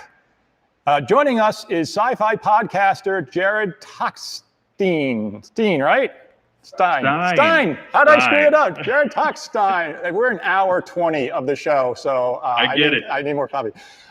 Jared, how are you doing, my friend? I'm doing well. Thanks for having me on. You're welcome. You're welcome. Are you staying safe? Yes. Okay. Yes. I actually do work in an essential job, but you're a my professional wrestler? No. Not this week anyway. Okay. But so I am still going to work, but you know, we're taking the precautions we need to. So. Okay. And what kind of employment is that? What do you do? I work in live television production. Okay. Okay, cool. But you also do sci-fi podcasting. That's why we have you on, because we all need a great diversion, and listening to anybody talk about great sci-fi is just fantastic. So tell us about how you got into it. Tell us about your show. Tell us more about you. Our show, we started podcasting. I'm doing it with two other guys, Matt and Mike. We kind of have a remote show. Matt is in New York, Mike is in Tennessee, but we do like we're doing now. We kind of video conference, and then we combine the tracks and put out a podcast. So it sounds like we're sitting in the same room. Mm-hmm. We started last year, and it's something we've been talking about doing for a couple of years. And so last year we just said, hey, are we going to do this thing ever? Right. And so we just decided to start doing it. And personally, I mean, the first movie I remember seeing in theaters was The Empire Strikes Back in 1980 with my dad. And that just, that basically stunted my emotional growth there. And so now I'm a 45-year-old man who has surrounded by action figures and books and posters, and I am married and I do have a child, so I got that part taken care of. But right. You know, it's just an interest that's been with me my whole life. Right. It seems like this this virus and everything that it's kind of created, shelter in place, stay at home, don't do anything. Not that it's a great thing, because it's not a great thing at all, but it seems like it's tailor-made for podcasting and all of this sort of like homegrown content, right? Like this is a sort of a great time, pardon the expression, for something like this. Yes, exactly. I think with the way technology over the past 5 or 6 years has really kind of democratized this entertainment industry. Yeah. Like, you know, 10 years ago, a guy like me would not have been able to make a show like this and you know, create it and release it all self-produced. Right. And, you know, you see what's happening now, the big guys, every production facility in Hollywood is shut down. Mm-hmm. You know, the Disney theme parks are closed. Yeah. So I think you may see this, maybe a small revolution in this kind of self-produced entertainment, because you know, now, I mean, everybody's got one of these in their pocket. Yep. You can shoot a movie on this. You can record a podcast on this. Yeah. And I think now, with a lot of people having a lot of downtime, I would just encourage them to explore their art. I mean, it's a good time to be able to do that. And also maybe listen to our podcast if you get a few extra minutes. It's up on the screen, so anybody who's watching, you see the information there on the screen. But you're absolutely right. I mean, there are going to be some people who are going to come to this because they've got that entrepreneurial spirit. They're very creative, and they're going to start to experiment, and they're going to try and find ways to monetize it. And you have other folks who are just going to be like, I'm out of a job. I need something to do, and they're going to fall into it. And do you think when we come back out of all this and everybody's getting that green light to start producing again, you're going to get the big production companies and they're going to all, you know, the crews are going to come running back. But it seems like audiences are finding more and more of this homegrown stuff. And there's going to be kind of like a little bit of competition, right? Absolutely. Because like with the show that me and the guys do, we're still putting out episodes every week. Right. Sometimes more than one episode. So, you know, if you create your own content, and you don't require a large studio or a setup, you have an advantage right now. Mm-hmm. Yeah, I mean, it was definitely going that way. You know, earlier when you held up your phone, I think it was what, 2 or 3 years ago. I remember Samsung had this great 60-second spot during the Academy Awards starring Casey Neistat. And he was basically, it was a rally cry to, you know, homegrown content creators saying, listen, we don't need big budgets. We don't need, you know, studios. We don't need big crews. All we need is this phone, and we can create. And it was kind of like Samsung saying, hey, we're putting you on notice, Hollywood. And now Hollywood, like you're saying, is shut down. And so you've got people, you know, podcasting and, you know, doing shows from their home. So it is, in a way, in a weird way, kind of a great time for this kind of content. Yes, exactly. I mean, we're all looking forward to, you know, the big productions coming back. But in the meantime, you know, give the YouTube content creators a spin. You know, find a new podcast to listen to. Right. Because that stuff is still there, and it's still new, and it's still coming out every day. Right, like your Hyperspace podcast. So we're going to give you a bump there. So for those who haven't discovered Hyperspace, tell folks what they can discover on the Hyperspace podcast. Well, the Hyperspace is it's 3 guys, all of us in our 40s. We've grown up in the golden age of entertainment with Steven Spielberg and George Lucas and John Carpenter and Back to the Future and all this other stuff. And that's kind of the lens we look at. We look back at the stuff we loved, but we also, you know, we look at the entertainment of today and just from a kind of a Gen X lens, I guess you could say. But, you know, we feel like we're the first generation who grew up with, you know, video game consoles in our house. Yeah. And we've come of age in this technical, you know, we feel like we live in the future now. Yeah. Like kids born today, they've always had this stuff. But for us, you know, we can appreciate it, I think, a little more. Yeah. So, and that's sort of the lens that our podcast comes at this stuff from. Yeah, you're absolutely right. I mean, I'm 50 years old, and we have my wife and I, we have a daughter who's you know, going to be 18. Where is she? 18? Oh my God, I can't believe I just forgot her age. Anyway, is she 18? No, she's 17. Anyway, and we tell her all the time, like, we grew up in a golden age, right? You know, we had, I mean, think about it, we had Star Wars, we had Raiders, we had Close Encounters and Jaws, and all that. I mean, all coming in like this short period of time, and it just kind of like revolutionized how movies were made, how stories were told. And, you know, there might be some people who are like, oh, Spielberg ruined Hollywood with the blockbuster. No, screw that, right? Like, that's still great cinema. Martin Scorsese, it's great cinema. And we, even with television too, all the great sitcoms that we had, right? I mean, Taxi, or like and Barney Miller, even like MASH.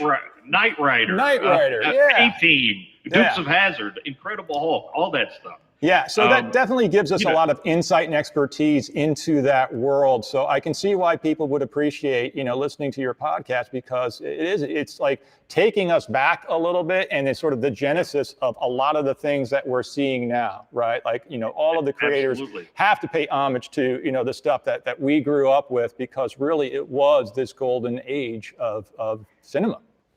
Exactly. And, you know, a lot of the biggest names in Hollywood now, like Jon Favreau and J.J. Abrams, they are from like our generation. And they're making these blockbusters. And so, you know, I think our podcast just kind of, you know, not that we're the salty old men shaking our canes and saying all your new stuff is crap. We don't do that. No. You know, we love a lot of the new stuff that's coming out, especially, you know, like the Marvel movies and all that stuff. That stuff is fantastic. Yeah. But we do have a foot and a half in the past, I think, just kind of looking back, and we have a lot of fun.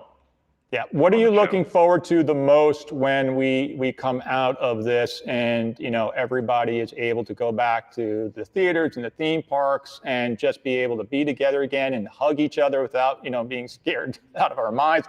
You know, what are you looking forward to? Well, what I look forward to, and coming at this from a sci-fi angle, is I hope the planet is not ruled by hyper-intelligent apes when we come out of this. I don't need a Charlton Heston situation on the beach. I think right now, though, not to get political, we are kind of being ruled by a hyper intelligent ape, but not necessarily intelligent. But anyway, that's just a side note on my part. Sorry. But I think I remember seeing him in the original Planet of the Apes, I think, the big orange one. Okay.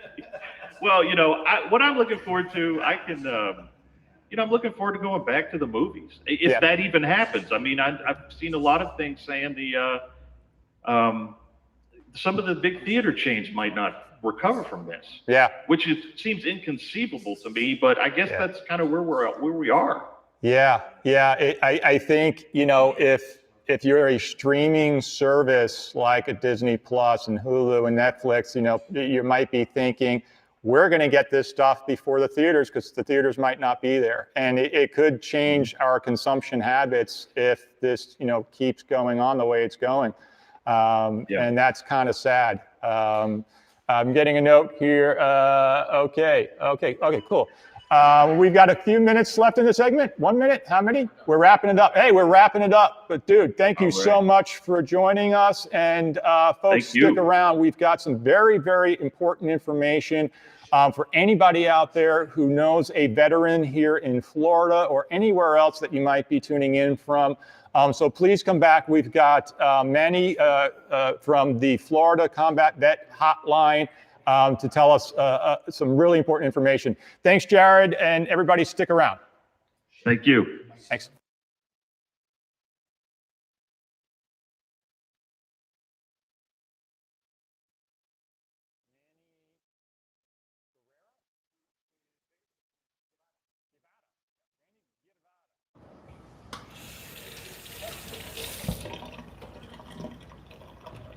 And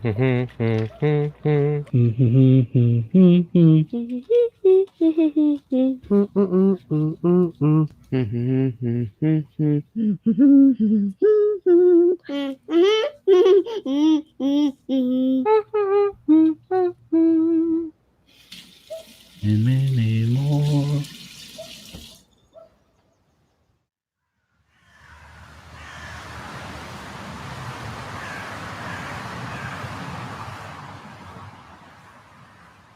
It's easy to feel powerless when we can't see the light at the end of the tunnel.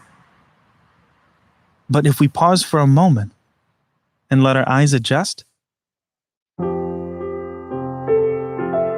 we can discover beauty hiding within the darkness. We find new ways to bring hope, to celebrate, and to connect. We discover that the tools we already have can solve novel challenges. We imagine how we serve our community and protect our most vulnerable. We learn new meanings to the phrase daily bread and face to face and hero. We find the simplest ways to brighten the darkest days. And we discover that the light we're looking for was never at the end of the tunnel. That light, in fact, comes from each of us. So for as long as it takes us to reach the other side, keep looking for the light, because it's always there, just 6 short feet away.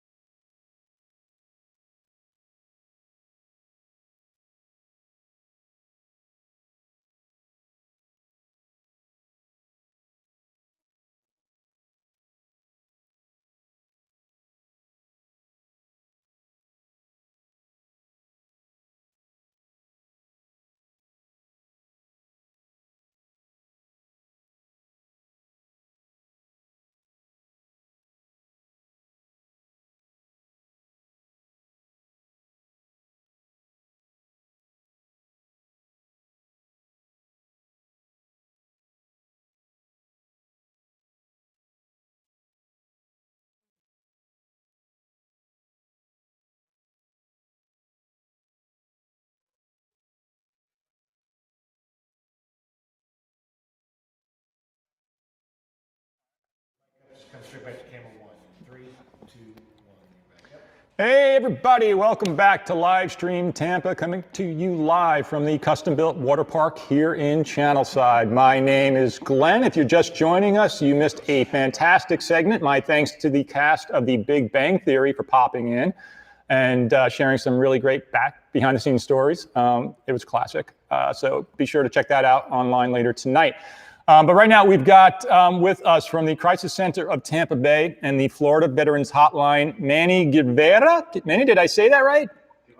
Real close. Guevara, to talk to us about a really serious subject.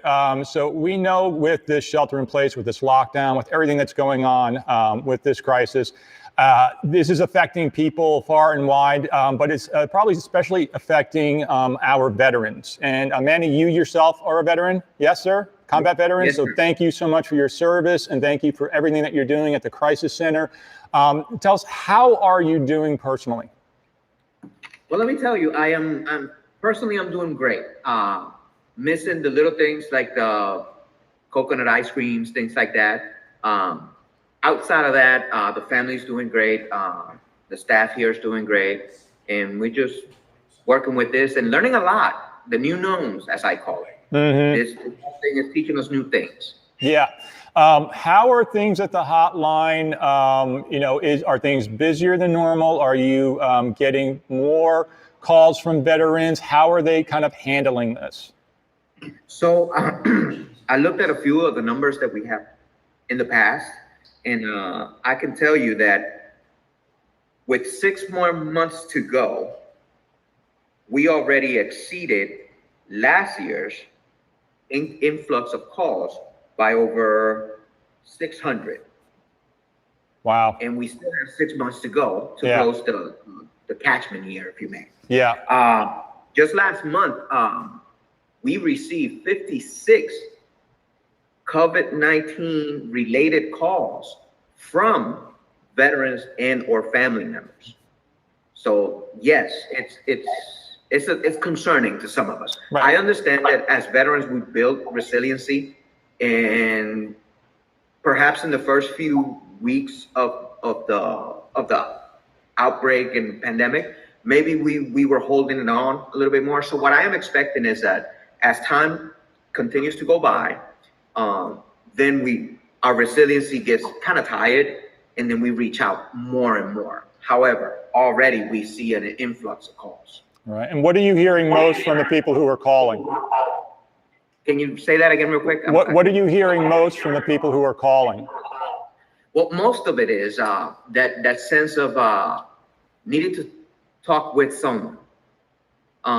Because the Florida Veteran Support Line is a peer model, every caller will talk with a veteran. Okay. So in our world, that kind of works out a little bit, you know. Mm-hmm. Yes, there's like perhaps I have a need to have my mental health service provider, but that's a scheduled event. That's I have to go to the VA hospital and whatnot. But through the Florida Veteran Support Line, you know, anytime I need, I can pick up the phone and call a brother or a sister, depending who answers. Right. Are there dangers for any of the veterans, maybe some who might be immunocompromised, because of anything they were exposed to during their service? Like, are they more likely to catch this? And is that something that is also kind of increasing their fear, perhaps? So I am not a doctor. But what I can tell you is some of us were exposed to different fumes and gases in all over the world. Well, that's where we fall under the underlying conditions. Right. So, for example, my Vietnam era guys, Agent Orange, that might put them in their pulmonary system. That might put them under that underlying conditions.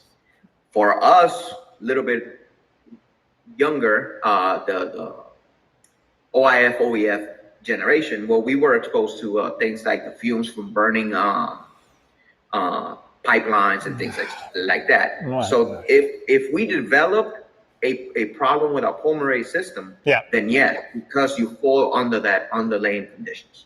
Right. Wow. Are there stories that you're seeing maybe on the other side where you have veterans who are calling in and saying, "What can I do?" You know, that they're maybe kind of using this as an opportunity to say, "I'm going to kind of fight this. I'm going to try and defeat this thing." And so, are they kind of stepping up and pitching in to help? So I feel that you'll see it in the community, regardless of where in America you're in. We veterans, we're kind of designed to help others.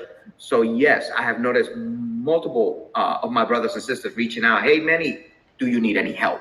And even the callers at times, we have had circumstances in which callers receive the needs. They have the needs met, and then they turn around and say, I want to pay this forward. So that is very common in our culture as military veterans. Okay. For any of the veterans who might be tuning in, or anybody who is watching this live stream now or later on, and they see this segment and they want to share it with somebody who possibly hasn't thought about calling into the hotline, because we know that there are those obstacles, right? That there are veterans out there who need help, and they feel like that they have to kind of, deal with it all internally when they really should be reaching out. What do you want them to know at a time like this? We care, brother. Please give me a call. 1-844-MY-FL-VET, 693-5838. Please call. Right. And is there anything that the general public could be doing right now? So if you're somebody who knows that you have a veteran in your neighborhood or in your family, or you might not even know a veteran at all, is there anything that anybody can do? Are there donations that perhaps could help? How can we really help you guys help the people who really, really need it? Well, that would be a different department. However, yes, there's a lot of groups in agencies doing things for not only veterans, for the rest of the community. Ours in particular would be the Crisis Center of Tampa Bay, and you can reach us through our website at www.crisiscenter.com. Right. Okay. And then everything people will be explained there. Right. And people can always call 211, correct? And of course, you can always call 211 at any time of the day. Right. All right. We're going to be wrapping this up soon. Manny, anything else you want us to know before we wrap this up? I want to thank you for having us in. No, thank you. In your show, and thank you for this opportunity. And to my brothers and sisters, call me. Please call me. Wait, I'm getting a list here. Okay. Okay. All right, that's fine. Yeah, they're telling me to stretch it. We're live, and this is all kind of like working. Is Ken Gibson anywhere near you? Or did he run away? Without him. I'm right here. There he is, Ken. How are you, buddy? This is not a good example because now Manny and I are not social distancing. So. I know. Oh, that's right. Yeah. Sorry, you guys should be spread apart. But we're both well. No fevers or anything like that. Yeah. So, Ken, how are you doing? Good seeing you. I just wanted to see your face and let everybody see you. Ken is one of the great guys here in Tampa. He and I worked on a project way back, and I knew he was in the area, so I just wanted to say hi. So Ken, to you and everybody at the Crisis Center, thank you for everything you guys do for this community, for our veterans, for anybody in crisis. The number is 211. If anybody has anything at all that they need to talk about, please call the Crisis Center, 211. Those people are angels. We're going to wrap it up. Coming up next, the writer, producer, director of the Blair Witch Project, Dan Myrick, because who else do you want to talk to when you're scared out of your mind? Coming right back.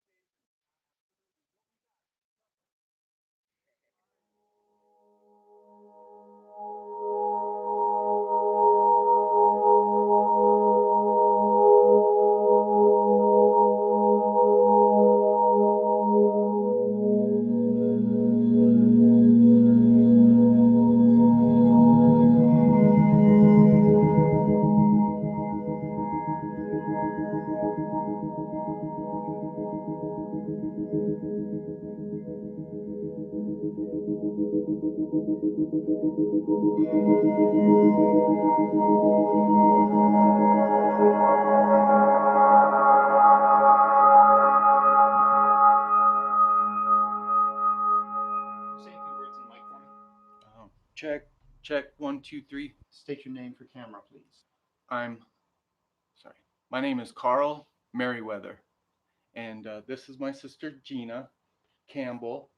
Her last name is Campbell because she was married, but then she got divorced. Okay. And her husband's name was Carl too. Carl, that's enough. That's too much information. Sorry. So, Carl, can you tell us how you became interested in UFOs? Well, to state it as clearly as I can, I was visited by one when I was a kid. The skies above Apple Valley were filled with more than just clouds last night. News 6 lines were lighting up with reports of an alleged triangle-shaped UFO in the Some local residents claim to have seen an unidentified flying object just after sunset last evening, with one young man even claiming to have been visited by what he describes as a skyman. He was tall and skinny. He didn't look human. I knew he wasn't a human. He said that he was looking for someone like me. He has been so razor sharp focused, more than I've ever seen him. I guess I just figured he was finally ready to tell his story.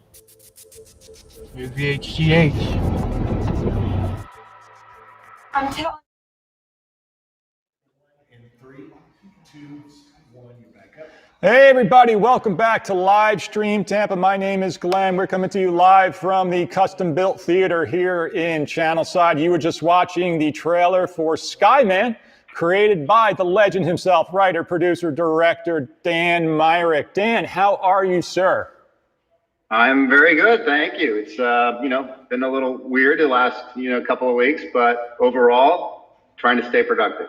Yeah, so let's just get right into it. I'm talking about staying productive during this time. It's certainly a challenge for creators on the sense of getting things produced, but there are a lot of folks who are writing things, pitching things, developing things. So when we get the all clear, everybody's going to go run, and there's going to be a glut of content and ideas. So where are you in the process of all of the things that you're working on right now, and how has this been a challenge? Well, with regards to Skyman, we basically just struck a deal with Gravitas, so that's good news for us. We're going to be going to an online premiere, sometime in July. The downside was that we were scheduled to showcase at several of the Florida film festivals, namely Gasparilla, Sunscreen, and Sarasota, but that all got pushed. I'm hoping we can still have, screenings there, which would be great because that's sort of my home turf, and it would be nice to have some of the people that worked on the film be able to see it in the theater. But it will be available here in a couple of months for people to see. And outside of that, we have that horror anthology project we've been doing called Black Veil. Mm-hmm. We shot the pilot episode in Hillsborough County. We're editing it now, and we're putting together several more scripts. So we will be ready to hit the ground running once everything sort of loosens up. So we're hoping, in the fall, we can start shooting some more episodes for that as well. So we're staying busy. We're optimistic and got plenty to do to keep us busy and be ready to go when the time comes. That's great to hear because, we keep hearing from Hollywood that everything's shut down. People are losing their jobs. People are furloughed. People are let go. Studios are scrambling. And it's not just, Hollywood. Are you hearing kind of any horror stories from any of your peers around the country? Yeah, it's tough. Especially with production, you've got, a situation which is sort of like the worst case scenario for a pandemic. You have a lot of people working closely together, most of whom are flying, actors flying in from all over the country. Just craft services table is like the massive vector, it's just one of those situations where, you work in close quarters with a fair amount of crew. And that's unfortunate because, those are the people that are working day to day. Yeah. Those paychecks that have bills to pay, and they're not getting the big, salaries that some, A-listers and actors are getting. So that work was dried up for the time being. And we have to, as producers and directors and creators, have to think of ways start doing smaller productions that can be done on sound stages that are more controlled environments. I think that's sort of the future that we're getting into. And it was already sort of steering in that direction just out of economics. And the distribution platforms were changing. They were becoming more online. So that's got a big push.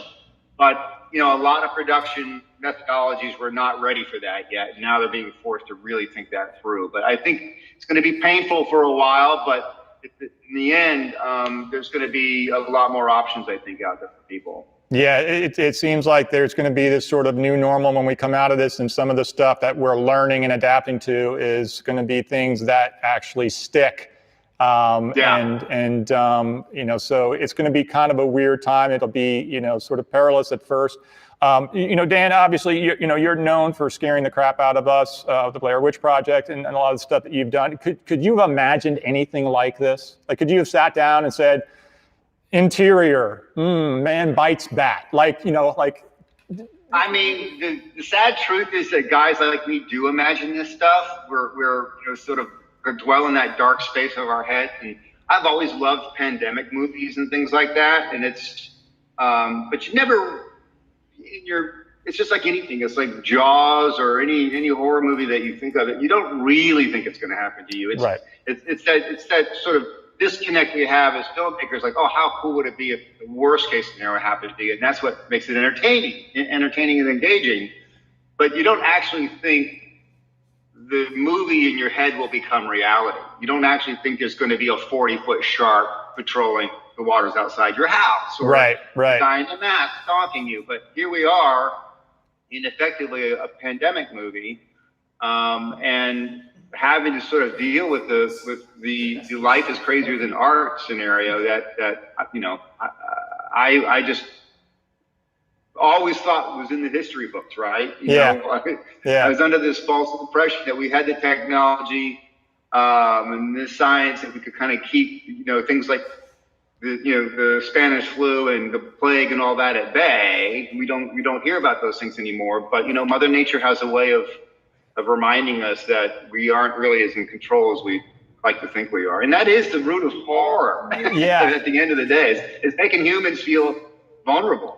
Yeah. And here we are. Yeah. Do you think that storytellers are going to kind of dip their toe into this? Like, I can't see like a film about this, right? Or will there be? Like, do you think people are going to start to think about like, all right, this may be a little tone deaf if we, you know, put out a film like this where there's a contagion again, or maybe they're going to be looking for, you know, more uplifting content and stories until people are feeling better. Yeah, like, I mean, that's a really good question. That's a really good question. I think we all need escapism and we all need relief. And you know, so only speaking for myself, you know, after about 6 months of a constant bombardment of virus news and websites, you know, a good comedy is going to be sorely needed. But you know, at the same time, you know, this is an opportunity, I think, for a lot of people to really put on their creative thinking caps. I mean, you know, some of the unintended consequence of this is that we're all sitting around thinking shit up, right? Yeah. And it could be a real creative time for people to come up with innovative stories and innovative ideas, because that will never go away. I mean, there's no virus that can take that away from us. Creative ideas are still compelling and people want to see them, whatever form they take. So this is an opportunity, I think, over the next few months for people to really, like, you know, break out that old script that needs dusting off, right? Or that idea that's sitting on your hard drive. You might as well, you're sitting around anyway, you might as well plow through it and really figure it out. And so we may have a plethora of really great ideas, concepts kind of blooming after we've all been pent up, which I think would really be cool. But back to your question, I don't really know, because one of the other things I was thinking about is like, would it be tone deaf to like show scenes of crowded bars, you know, in a new movie? Right. Yeah. And you know, and people gathering and football games. Do you have a movie about a football? You know what I'm saying? It's just like, how does that new reality Right. Office how does that affect your audience? Yeah, office building scene, and man coughs in back of elevator, and everybody just kind of like, and it's like, it has nothing to do with the bigger story. It's just, and right. And it jumps to everybody's mind, right? Yeah. So, yeah. Just shaking hands, a scene where everyone's shaking hands in in a conference room. Like, hey, we can't do that anymore. So, right. As writers and creators, we have to now think, well, what's that new reality like? Yeah, it's like, how many buildings can fall in this movie? Like Roland Emmerich's probably going, all right, like how many is too many, right? Yeah. It's not whatever. Yeah, exactly.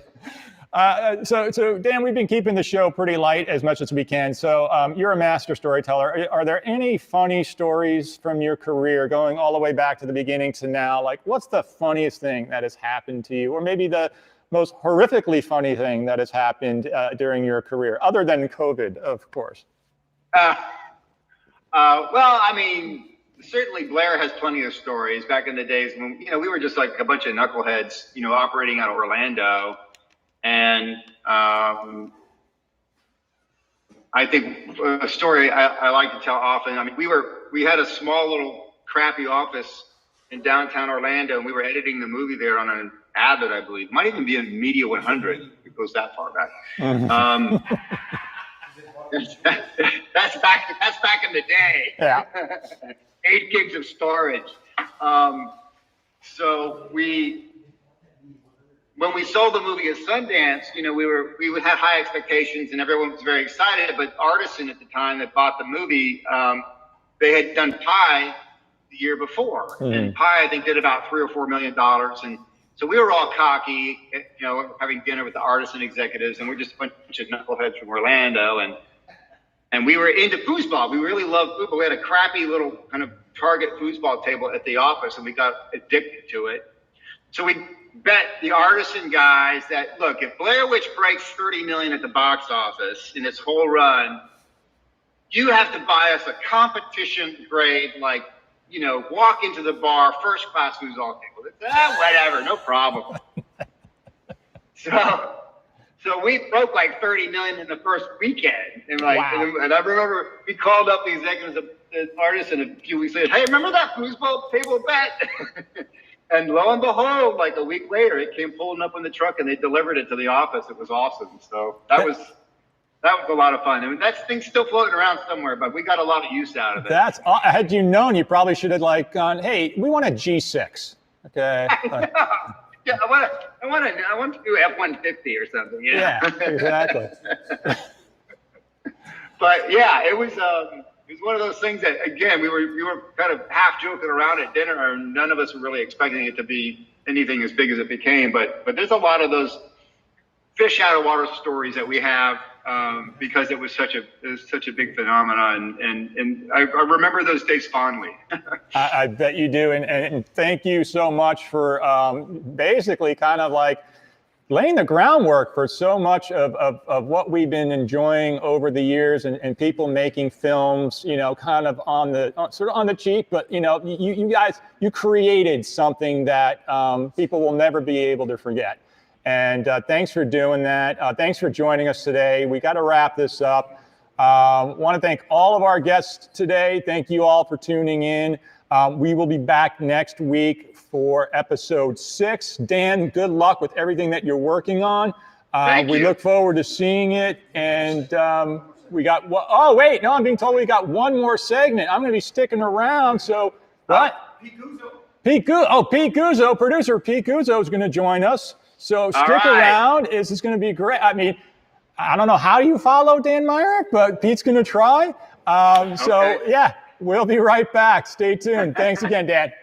All right. Thanks, guys. Bye. Take care.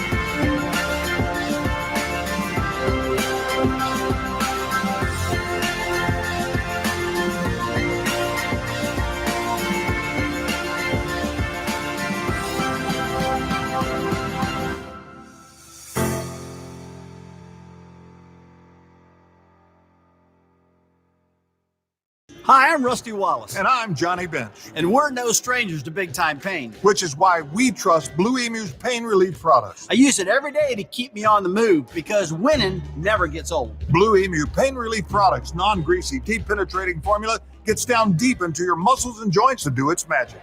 And speaking of magic,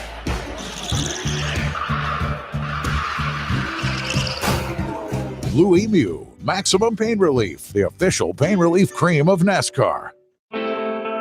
We are stronger together in the warm air and Gulf breezes, by the sparkling water as the sun slowly sets, where pirates shout ahoy and treasure awaits, where gentle manatees swim past timeless minarets, with adventures to discover in historic districts, with diversity and charm, in our community by the bay, to make memories beyond measure when you return, because we are all stronger together, where hope always shines, and the urban heart of Florida's Gulf Coast beats. We will be ready for you in Tampa Bay, Florida's most resilient destination. At Medi Weight Loss, your health and wellness is our top priority. We're now offering virtual tools to help keep you safe and on track with your weight loss goals. Focus on your health and lose weight with our individualized medical plans. Call for a free virtual assessment. Medi Weight Loss.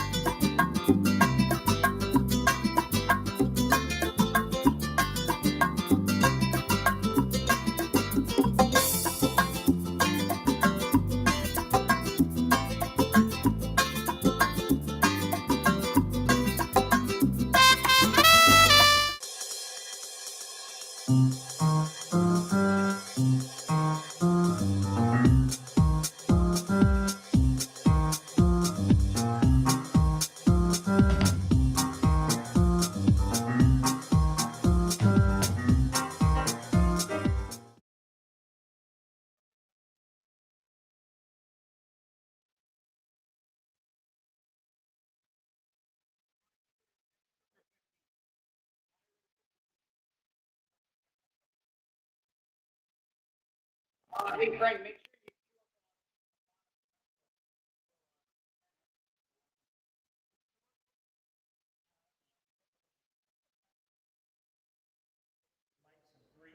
Two, one, mics up.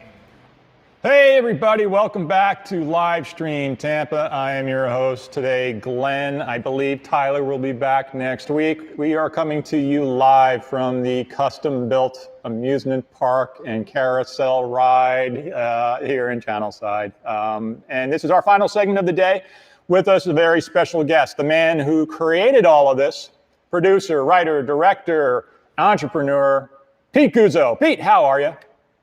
I'm doing good. I don't know how special I am, but I'm holding in strong, keeping the chat lines open and talk to everybody in our community and spending a lot of time with my wife and my dogs. And where are you today? You sound very far away, Pete. Where are you at? I'm actually across the building, so. Okay. So if everybody knows, while we are doing this live stream, we are keeping our social distance. So Glenn is literally about 50 yards away from me. Yes. I'm protecting myself with pillows. Stay away. Yeah. So Pete, you know, we've had a lot of great guests today. Thanks again to you and Frank and everybody here at Custom Built for, you know, putting this lineup together. We've talked about money. We've talked about fitness. We've talked about diet, exercise, comedy, production.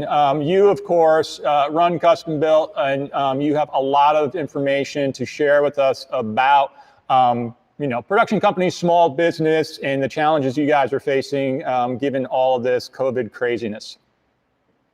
Yeah, the main thing that I've taken away from this is Matt Porter brought this up. earlier on the show. And when I called him a couple days ago with Frank and you, the one thing we discussed was the main topic on his website was 2008 kicked him in the teeth. And I was part of that when I was with another production company. And I remember all of that. And I remember all of us got kicked in the teeth. And that's how we started our business 5 years later was we have to be nimble. We have to be agile. Don't overspend because you never know when something like this is going to happen. An epidemic is going to happen. Who knew that the flu was going to sit there and be like, that's what's going to shut down the global economy?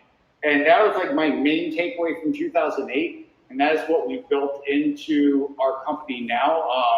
You're a strong proponent of what we do, a strong contributor, just like everybody else. And so that was my main takeaway from 2008. And now I'm going to say it again, but guys, don't overspend. Don't have that overhead. It's not necessary for our industry to create content. You don't need fancy things. You don't need large edit suites. You don't need all these extra goodies. Like, it doesn't actually make the content better. Yeah. I remember years and years ago, I was out in Sacramento. I was working for a Major League Soccer team, and we had an event out there, a league event. I think it was the All-Star game.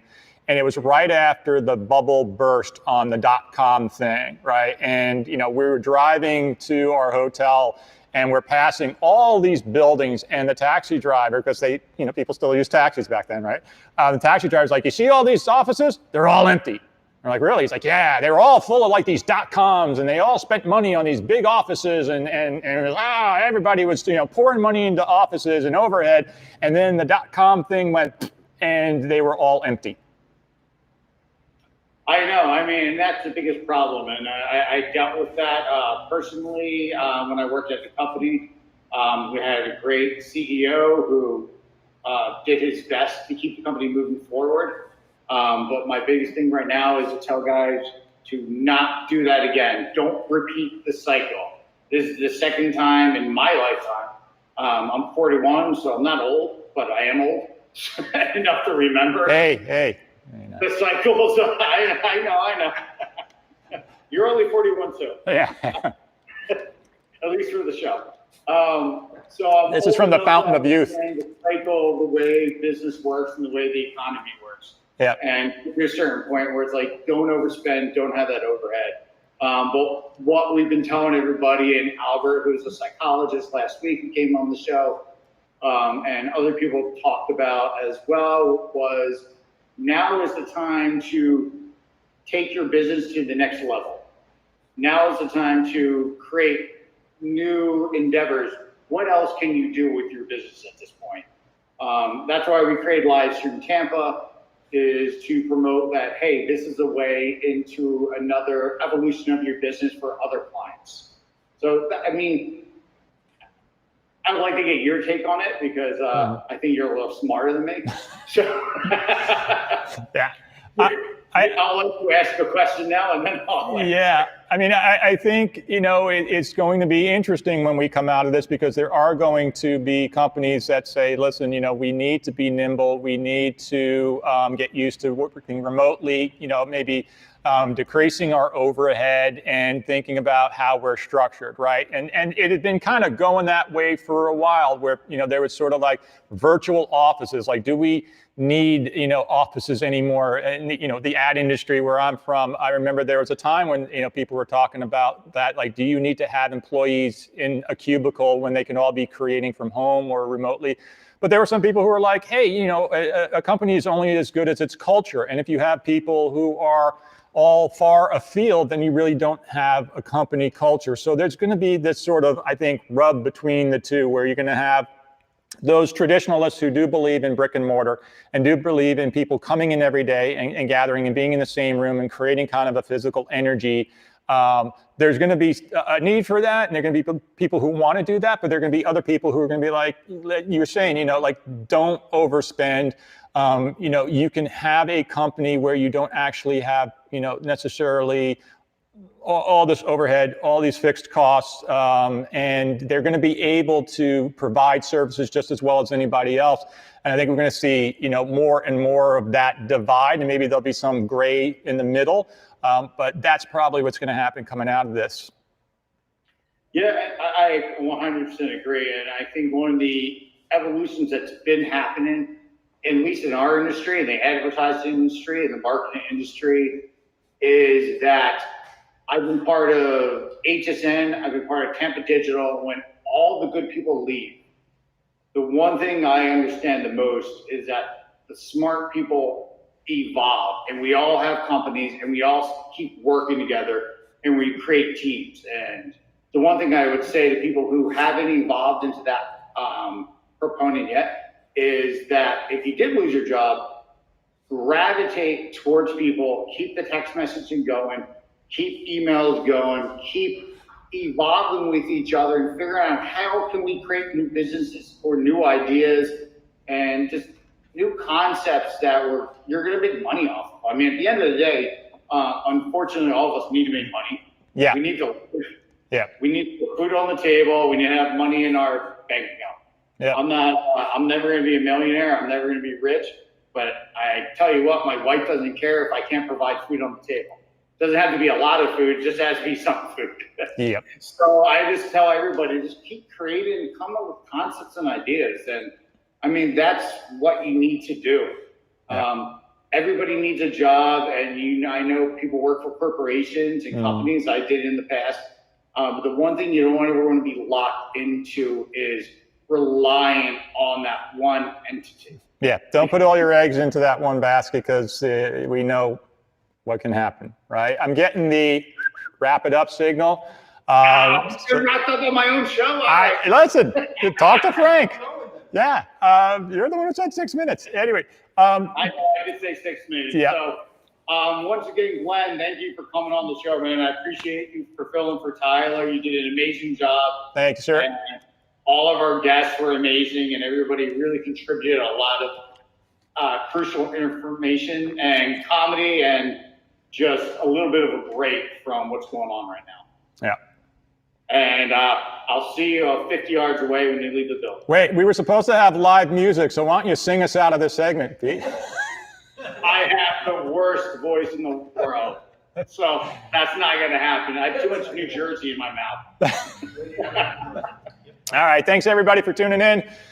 See you next week.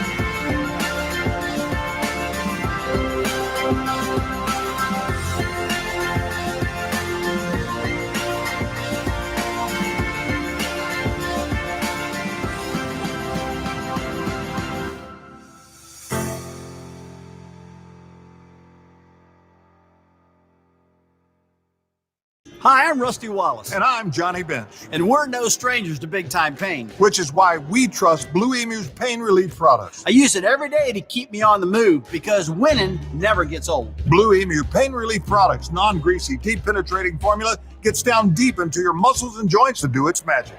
And speaking of magic,